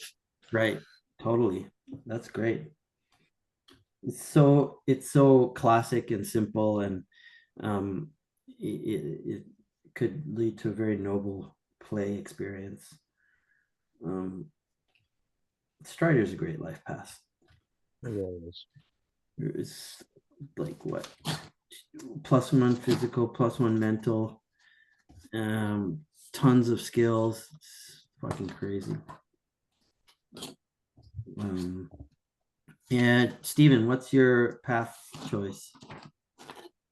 So I am going Born Noble, Temple Acolyte, Priest, Chaplain. Cool.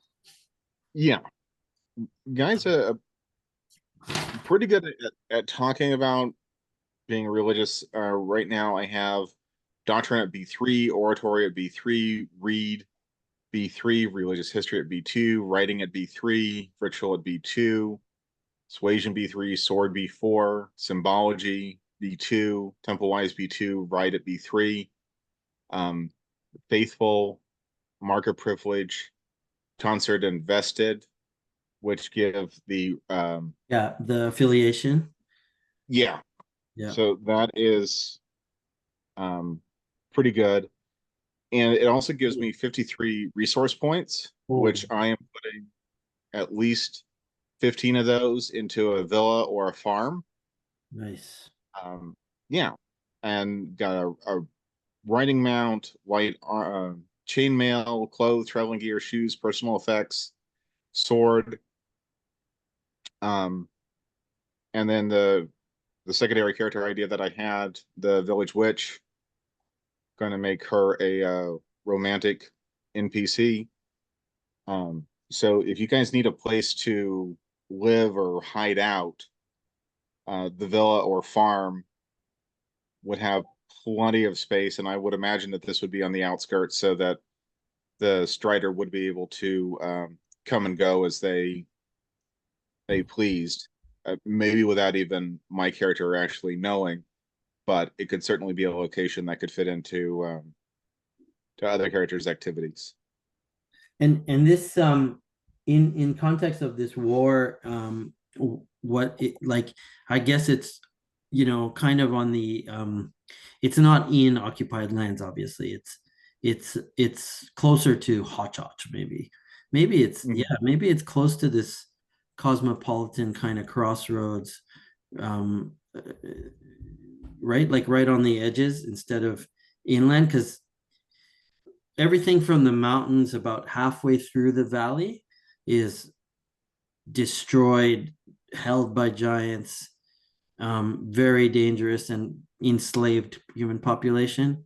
Then there's like all the people that managed to escape from half of that oval out, towards the borders, and lots of overcrowding in the border cities. And the biggest one is Hotchotch, where the main military force commanders are, and where the king's court in exile is. And your farm should be safe, presumably. So, Presumably, but that That also would means that explain. there's going to be yeah, I a lot mean, more interest in it than before. yeah, like it could be a part of the story that I, you have it, and then can destroy it because I'm the GM. Yes. It certainly helps explain why you were in Hotchotch or around there. Yeah.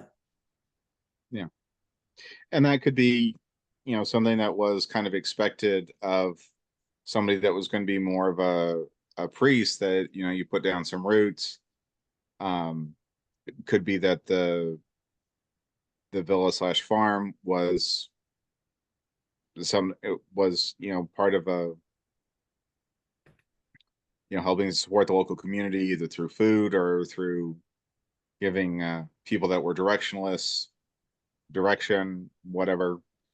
Um, and then the war happened and that kind of distorted things, and nothing says that it has to be running smoothly. Cool. I like that.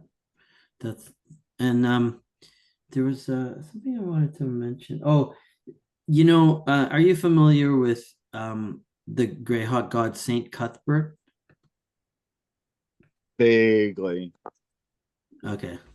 Yeah, I find that chaplain life path, because they have traits ideologue and psychotic. Uh-huh.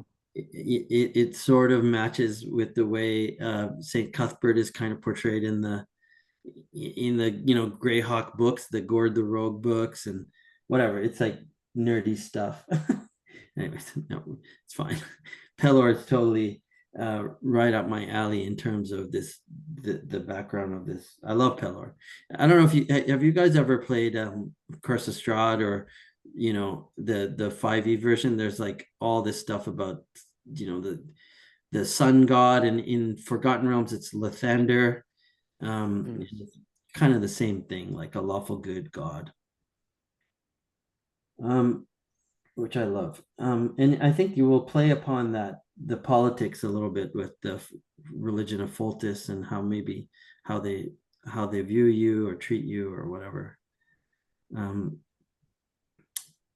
Cool.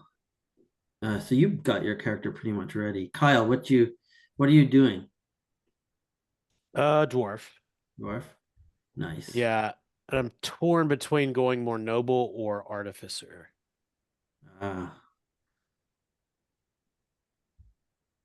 Because opening war art would be super cool. I can't, well, I mean, I guess I could take it with general points, but You Mask have to Bearer unless you're going to is- go yeah.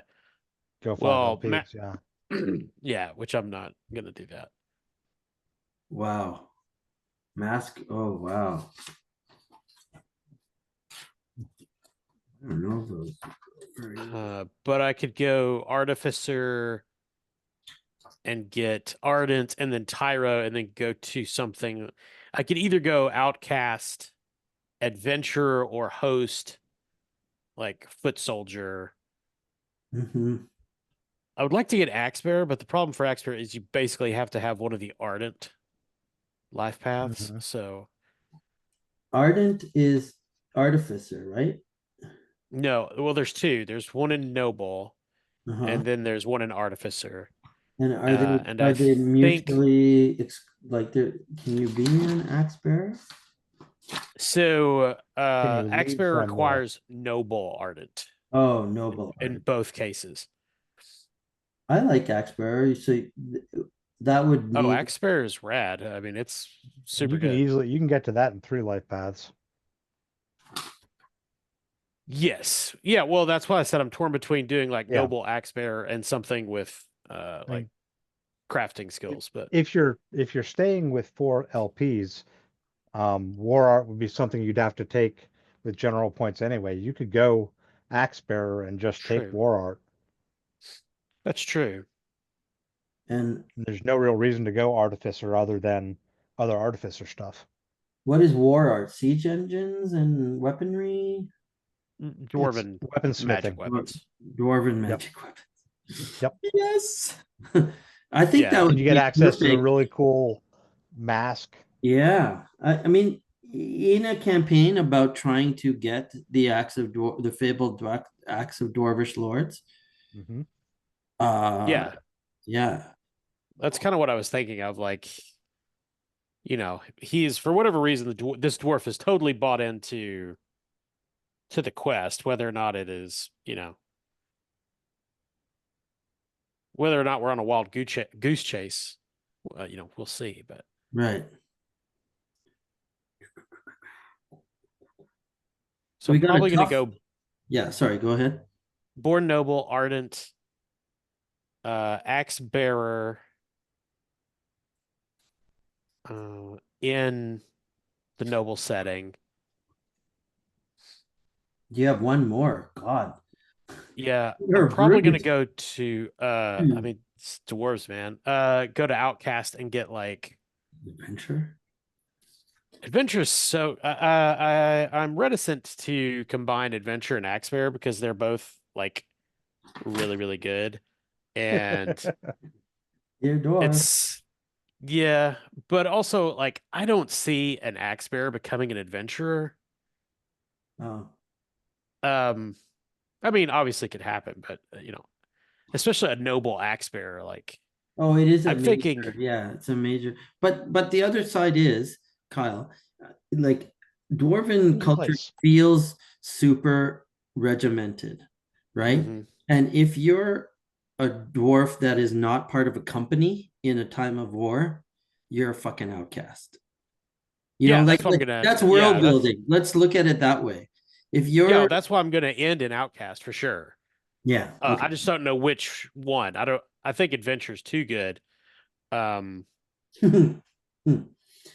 Oh, lost treasure wise, dude. yeah. I mean, it does make. I'm not saying it doesn't make sense. It definitely does.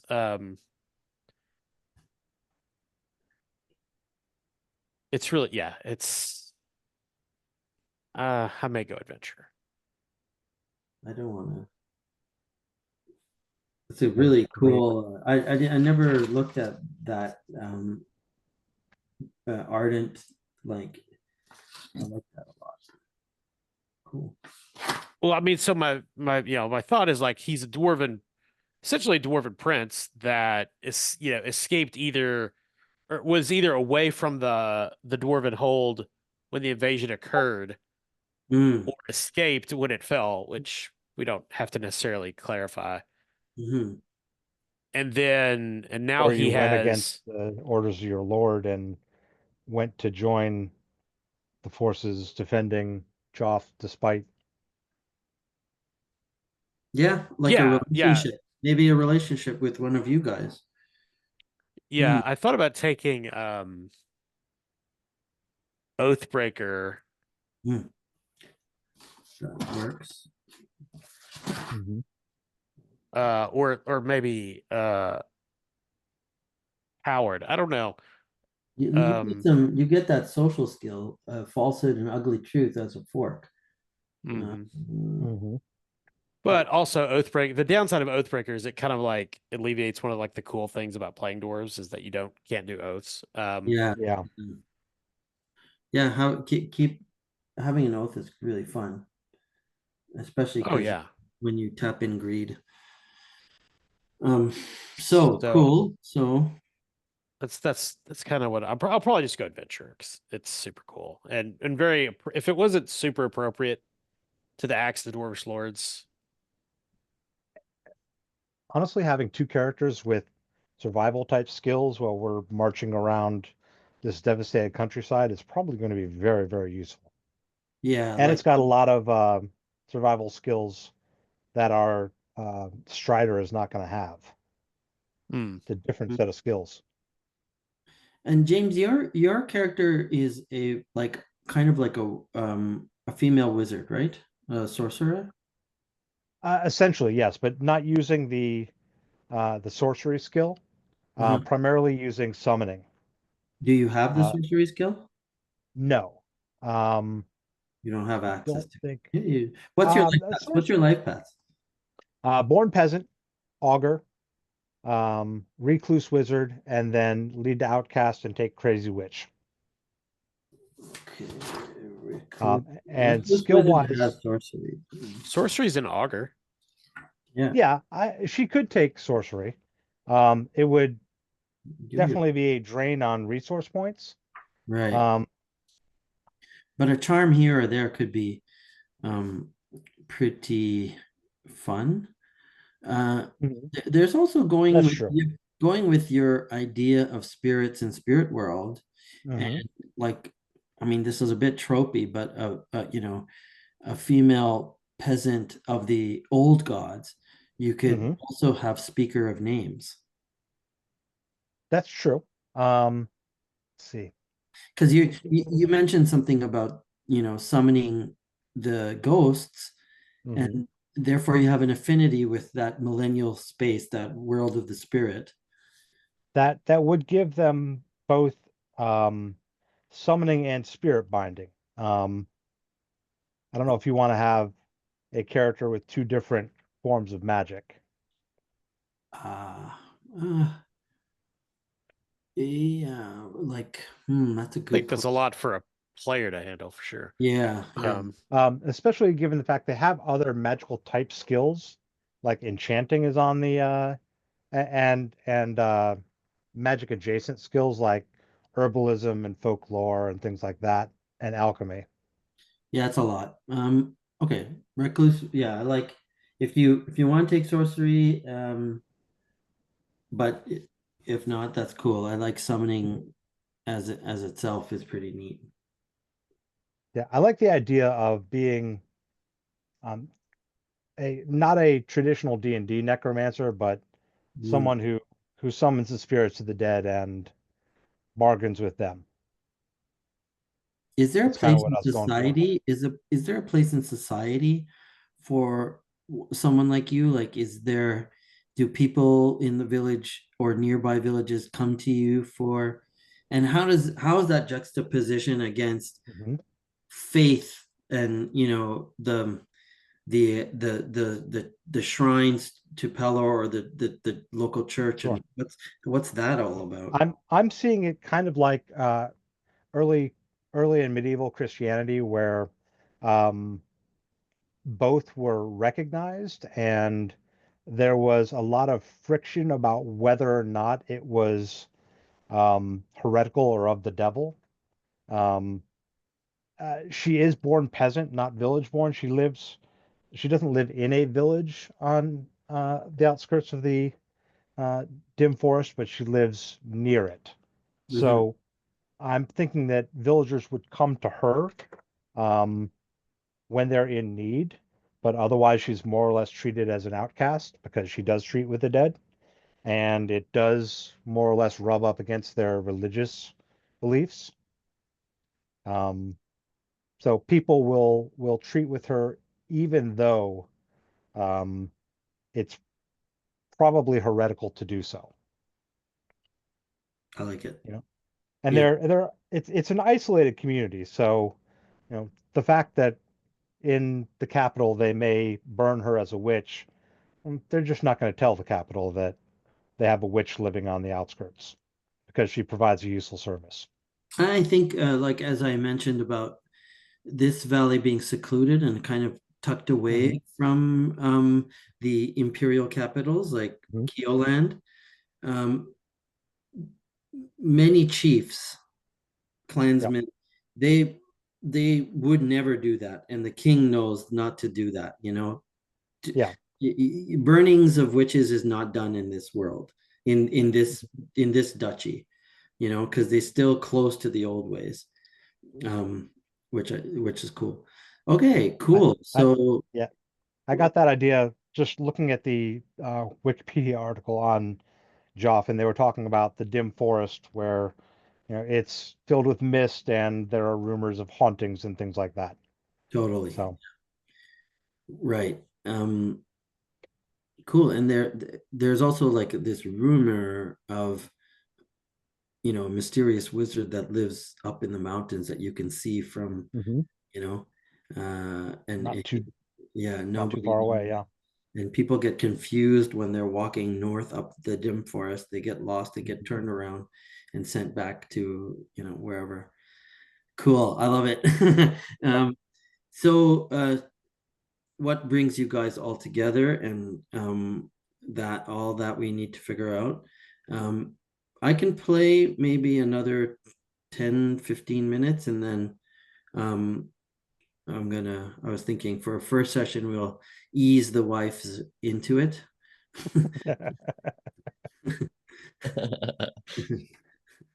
That's fair. Let me pick y'all's brains for a second. I'm over here like looking at skills and stuff, but I would love to get y'all's opinions on stuff because I just get access to so many skills. It feels like. Yeah. Um, Oh, good question. Focus us.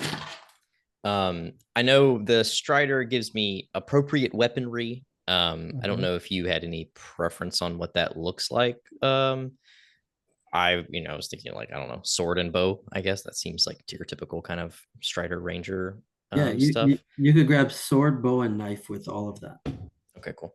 Yeah. But the So, skills that I was looking at least the ones that I've kind of picked out right now, please tell me if it's not good or whatever. But Mhm. um, I've got B3 bow, B2 etiquette, B2 mhm. extortion, B3 falsehood. I have B2 family secret wise for being a bastard. B2 forest wise, B2 inconspicuous. I picked up B2 oratory with one of my general ones. B3 orienteering. So we're traveling. B3 persuasion. I picked up B2 read and write out of my general. I have B3 stealthy, B3 sword, and B3 tracking.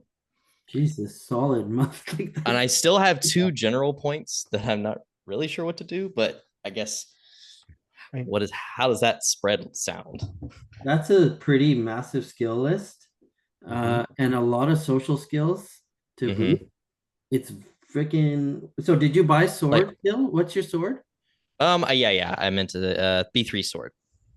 Okay, so you can put that like you can make. Should I like consolidate a little bit? Yeah, or... get a couple of B4s that of main things that you like to do. Okay, cool. Like lying or persuading or convincing. Or being stealthy or whatever, yeah. Stealthy. Okay, specialize a little bit more. B4 is a good dice, yeah. Okay, cool. Got a lot of good skills, but relatively low exponents. Yeah. So you'll improve quick, but you know, it can be tough to make a challenging test. Are your stats kind of B4 down the line, or are they? So right now, I was looking at, I have a B5 in will, 4 perception, 4 power, 4 fort, 5 agility, and then 4 speed. Dang, he's good. He's good. 5s, lots of 5s. That's great. Amazing. Good. You're pretty strong, dude. It's a good bunch of stat points to boost you up there. Yeah. And I wasn't sure. I mean, traits. I haven't picked any traits yet. Other than the ones that I come part with. Of the game. Yeah, looking for the traits and stuff. So I'll describe traits for you. Okay. There are 3 kinds of traits. Okay. They're the simple 1-point traits, which is just a character description. Tall, lanky, short, snores a lot. Yeah. All that. And all those is if you bring up a scene in game where that trait is part, you're highlighting that trait. Okay. There is a caveat to make the story interesting. Okay. Which sometimes lands, sometimes doesn't. But you'll get a fate point for role playing that believably and making an interesting situation out of it. Okay. So sometimes those negative traits help in that situation because you say that you have rude as a character trait, 1-point character trait, and you're rude to the wrong guy, then we'll give you a point for that. And then the second category of thing is called a call on, which is usually a tiebreaker for a skill. So you'll be reading them and there's a bunch that are like charming, glib, which are all call-ons for persuasion or falsehood or seduction, or what's it called? Fleet of foot, call-on for speed. So if you're caught in a speed test with somebody trying to grab, the dagger before it goes into the, then that's a call-on for a tie. That's a tiebreaker rule.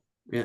No, not a roll. You just say, yeah, but I have fleet of foot, so tie breaks in your favor. Cool. And the highest point category is the die traits, which are like, they're a significant bump. Like it could be a +1D on something. It could be some magical ability. It could be some, you could have second sight with a 5-point trait. You could have gifted for a 5-point trait. You could have fearless for a 3-point trait. Fearless, like I told you about steel, whenever you're confronted with something that is outside of the ordinary, like just that would cause us humans normal to like hesitate, right? Those die traits mitigate your loss on that, or how many points you're hesitating for, or how many heartbeats you're hesitating for. So there's a whole bunch of cool die traits. And I don't know, how many free traits do you, or how many trait points does your character? I get 3. I haven't spent any of them yet. And there's So- there's in that list, in the character burner thing on the chart thing, there's a list of what might have been higher cost traits that are available to you because they're in your life paths for 1. Mhm. That all those life path traits cost you 1 point. Mhm. Okay. So you're like loner is a character trait, you know. Yeah, I think Smuggler, I come with bastard, loner, mark of privilege, paranoid, and then the other ones I can add are like bitter, cynical, happy-go-lucky, your lordship, your grace, your eminence. Which those 3 I don't really think fit my concept Yeah. so much as a bastard. Mhm. yeah. How many Yeah. 3 are left? How many 3 are left? It says I have 3 How out many, of 7. how many trade points? Oh, so you have 4 trade points left. I think I have 3. That's what it says. Remaining is 3 out of 7. Okay, yeah, 3 left Yeah, over. 3. Okay, cool. Yeah. You can buy, and Yeah, so I guess I could here. get fearless, I guess. Let me share. I have this But- spreadsheet. I don't know if you saw it. I We posted did it. Oh, talk yeah, about yeah. 1,000-yard stare before. Mhm. Yeah. If you Oh, if I, you were I still see. Yeah, interested in that. your trait list here. Yeah, it's like a spreadsheet, and you can like use the filter for the number of points you have left, and then kind of pick and then read about them. All right, everyone. Why are you together? Shall we mull it over more, or what are you guys thinking? Well, so there must have been some Yeah. inciting incident, right, that made us believe that the Axe of the Dwarvish Lords was recoverable. Yes. We've kind of like maybe a ghost told James's character Right. something about it. So if that's the where we want to start, which I think is cool, how does that information from the I'll just call it the summoner for now, for lack of a better word. How does that information disseminate from the summoner to everyone else, right? So maybe I had talked about trying to hunt down someone's father or son from the village near where I live, um, as being kind of my call to action. And that probably led me to Hulkin. Um, Maybe I found out that this person went through Hulkin and then went in search of the axe. Um, and I have this information about, that this axe is out there. And I went searching, but I can't go out into the middle of Geoff and have any hope of surviving. That's cool. And so I went looking for someone who actually could do that. And maybe our bastard Strider was the one who, when I brought this information to him, put together this group of heroes to go in search of the axe. I like that. Yeah. I like that. So- That's nice and simple and classic. I could see one slight twist to it. Okay. Yeah. And this is entirely up to you, James. So instead of you leaving your village in search of like so my interpretation is someone in your village was like, hey, find my missing relation. Yeah. So what if it's more like the Sixth Sense, where it's not the person, the ghost showed up to you Yes. and was like, find my living person. Interesting. Okay. And that's what drives you out of your village. And it's Chase's character's dead father. Oh. Fucking cool. Okay. Yeah. Yeah. And I only say Yeah. that because like because it probably wouldn't be because the fallen knight is from far away. The it doesn't seem like that's something a Pelorian paladin would be like Like it could go to Steven's character too, but I don't know. Just the bastard seems like that's like the ripe character for it. Yeah, I'm Ghost down. Whisperer. Okay. James's Ghost Whisperer is met with the ghost of Chase's father or mother. I mean, if Chase is, yeah, either Oh one. yeah, Right? I'm down. I think yeah, father makes sense. And Oh, I so feel like maybe my mother is still not very happy about my existence, and she's still out there. You know. So the thing I'm struggling with this, that I love this, I love this, but the thing I have difficulty connecting is how a human lord has, a human lord's ghost, right? Chase's father knows anything about this why does he want to go? dwarven relic. Yeah, and why does he want us to go after it? And why does he want you to go out there? Because like just that, oh, this is a dwarf. This maybe like I don't know. That's one thing. So Well, I mean, it could be that. I mean, it's a dwarven relic. There's all sorts of dwarven relics that have fallen into the filthy hands of men and elves. yeah.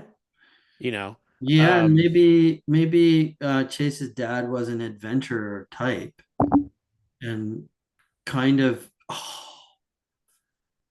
such dwarven artifacts have the taint of greed on it.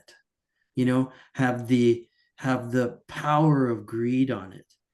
And like maybe he was doing a noble thing and hiding it from dwarves because he knew it would rip apart.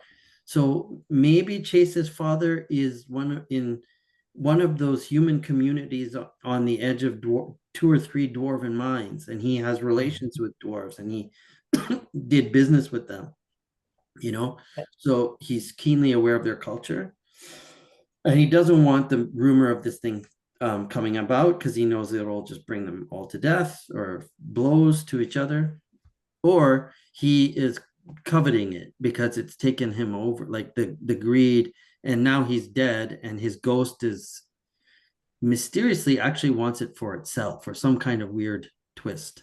What if we split the difference there and make him a hero to some but a villain to others? And when this war started, he stole the axe in order to for the human forces to use it against the giants, and he was slain and now wants us to complete that quest. Ooh. That's really cool. I like that. Like, yeah, in a desperate act, and then that dwarven hold, maybe, could be destroyed, could be in hiding, could be, yeah. Okay, that's part of the game that we'll play to discover that. This is really cool. So, yeah, you guys are good at D&D. And then my character, for some reason, I think coming from a different angle, my character was convinced that Chase's family had it for completely unrelated reasons, and was essentially showing up with an axe in hand, being like, "Hey, how's it going?" You're chasing the thief. Yeah, and then this ghost whisperer shows up. It's like, oh no, here's the case. And so then my dwarf is like, okay, well, let's go. You know what? I was writing notes. I can't write notes and listen at the same time. It's so difficult. It is. Especially because I don't see your faces because I'm working off of one screen. What did you say, Kyle? Sorry, I missed all of that. For whatever reason, my character would have believed that Chase's family had it, and that's why he shows up in kind of Chase's orbit, because he's like, we have to get this. And like initially, maybe Chase's character was like, oh no, that's ridiculous. And then this crazy lady from the hills shows up and says, oh, your ghost of your dead dad. Yeah, nice. Yeah, that would definitely perk my ears I told up. you he stole it. Maybe it was your planet was stolen from. Could be. Yeah. Either way, I mean, he's a dwarf, so he's invested in getting it, right? Yeah. Maybe it's his clan, or maybe his clan is just saying like, now's our opportunity to get it from Yeah, exactly. those undwarfy, other guys that had it. The symbol of dwarven rulership. And Damn dwarves, they ruined dwarves. so Chase, you're liking the flavor of that connection between the threes of yous? Yeah, I like it. Yeah. I You like okay it. with your dad having secreted that away? And Yeah. Yeah, it sounds cool to me. cool. And so Chris and Stephen, how do you see yourselves tying into these three, or this story?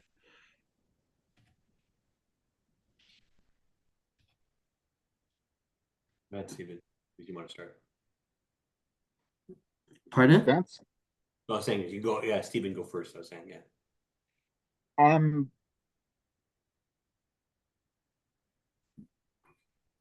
I'm not sure. I think it would be it could be just as simple as somebody coming by and saying, "Hey, we want to do this thing. We're not exactly on the books military operation, but um, you have a little bit of freedom because you're a chaplain. Um, can we do this?" Yeah, like if one thing I was thinking is that since you're in like you're from the area around Hotchin, I like that, James, better than Hot Chalk. I like Hotchin. Um, if your character is from there, and so is James's character, around the edges of the dim forest, maybe like you're from the same community, like the same village, and Oh, yeah. Because James's character would have no idea who Chase's character was, right. but she knew the paladin Ah, and went to him. And he right. has the noble Yes. connections Yes. Yes. to know who the hell she was talking about. Or even the other way around. The ghost went to Steven's character because he knew Steven's character. And Steven said, "Well, I know someone Sure, yeah. who can communicate with ghosts. Hang on." Yeah. No, I like you being the ghost whisperer, Okay. and Okay. and I have you no idea who this you ghost going is. to And somebody that you trust of authority, who seems to be like pretty stalwart, and knows this kind of thing, and that brings, which would be Steven's character, and I find like Chris's character is like literally like uh the warrior frothing, like looking for Or I action. could be with Strider. I could have met with the Oh bastard. yeah. Because I Like mean, everyone's on that side, so I could have just been running stuff and kind of going off. you're like his guard. You're like yeah, you're keeping you're his him muscle. alive. You're his His enforcer. Oh, that's beautiful. Yeah, that way it's more balanced, not Yeah, yeah. I like that. Chase needs a muscle, and Mhm. and a solid, because your Chase's character is out there in Dangerland. Yeah. And you His need a way job to is So redeem you were yourself. like a knight type character? I was Straight I was up a knight. cultist, and then as we said, probably flinched and didn't kill all the villagers in one campaign, and then was Mhm. exiled. And I've just been working my way away from that, and then probably met you, and then it just seemed to Yeah, get yeah. some purpose and some food, right? I mean, again, dropped pretty heavily, right? He didn't genocide hard enough. So now he's Exactly, poor. yeah. You're being all lawful good instead of lawful neutral. Yeah, Yeah. exactly. Cool. This is I love how we got there. I love And how just we to got add there. one more little thing, Yeah. Stephen, I imagine I asked you to escort me to Hochin as well, because even though it's a relatively short distance in this landscape, I'm not, going to try and wander there by myself. You'll actually survive that Absolutely. trip. Absolutely. I don't quite have enough resource points to get a whole herd of horses but I definitely do have a riding mount for myself. And I'd imagine that there are probably some other horses that could be a narrative thing on the farm, even if they don't necessarily have a mechanical benefit. That's awesome. So I think we'll just start concluding our tonight's session of session burning. I just think that this came out pretty good, actually. Love the flavor. So you guys we can work on beliefs offline, and kind of world build along with that thing. And obviously in the chat, in the Discord, just keep pumping in questions about affiliations you need or reputations and that kind of cool stuff. That's such a fun part of the game. Yeah, I'll definitely have some questions throughout the week. And we'll probably have to start so next week with I kind of want to button down in the conversations where do we start? Do we start with, okay, let's start, or do we do a little bit of the prelude scenes of getting I like your idea of the ghost, like even if Chase and I had to watch for a bit to play through because the story starts through that, right? So it does seem pretty cool to not, it would be pretty a shame not to see the ghost and all the, Yeah, James, I think we could start with that. I'm gonna read up that'd be cool. Summoning. Well, what if we started? So I think it's perfectly like reasonable that Chase's character and his bodyguard and even the dwarf would be like, this chick's full of shit. Yeah. And so the opening scene is James summoning the ghost. Yes. To show all of us. Yeah, the party's real. together. Yeah, the party's together, and she summons the ghost. Okay, we're gonna start there. I love awesome. Tries to, yeah. Okay. Yeah. It could be a failed test, and that's just gonna be so good. And there's also a question of with summoning the dead in particular, the price you pay for summoning for the dead is tribute, and it's tribute equal with a resource test equal to the ob for summoning. So it's an ob 3 resources test to summon a restless dead, which is what this guy would be. So ob 3. There's very almost certainty that I won't be able to pay that. Right. So that's then you have an angry ghost. Oh wow. Okay. One last bit of info. This was some thought I had. Since there's a hole in the abyss, all right. Since there is a hole to the abyss in this cosmic world, how does that affect sorcery and faith in any negative way? With sorcery, you could play with the corruption rules, and those that are casting magic spells using sorcery have to roll on the corruption table, and they slowly get disfigured throughout the length of the campaign. Summoning is not involved in this or it could be, I can't remember. And faith, I played before in a campaign where the standard obstacles to faith in the book +2 or whatever. Luke's home game is standard obstacles to faith +5. So it's like you need lots of followers to cast miracles, but it's just a minor. I don't think I want to gimp your characters too much. So that was like a daydream I had.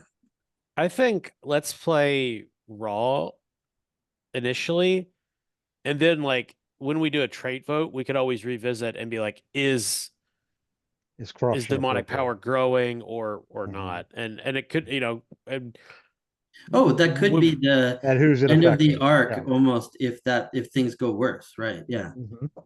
Okay. Well, I'd also think it's like, so especially if the campaign like goes in that direction eventually, right? Like towards IUs, like then it probably makes even more sense to integrate it.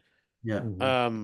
But if we just are mainly focusing on these Soul giants initially, and I don't think anybody, I guess sorcery is but I think one way it could be is, there's always the option, and I think this is talked about the adventure bird for like someone else answering the prayer of the faithful when they fail. Yeah.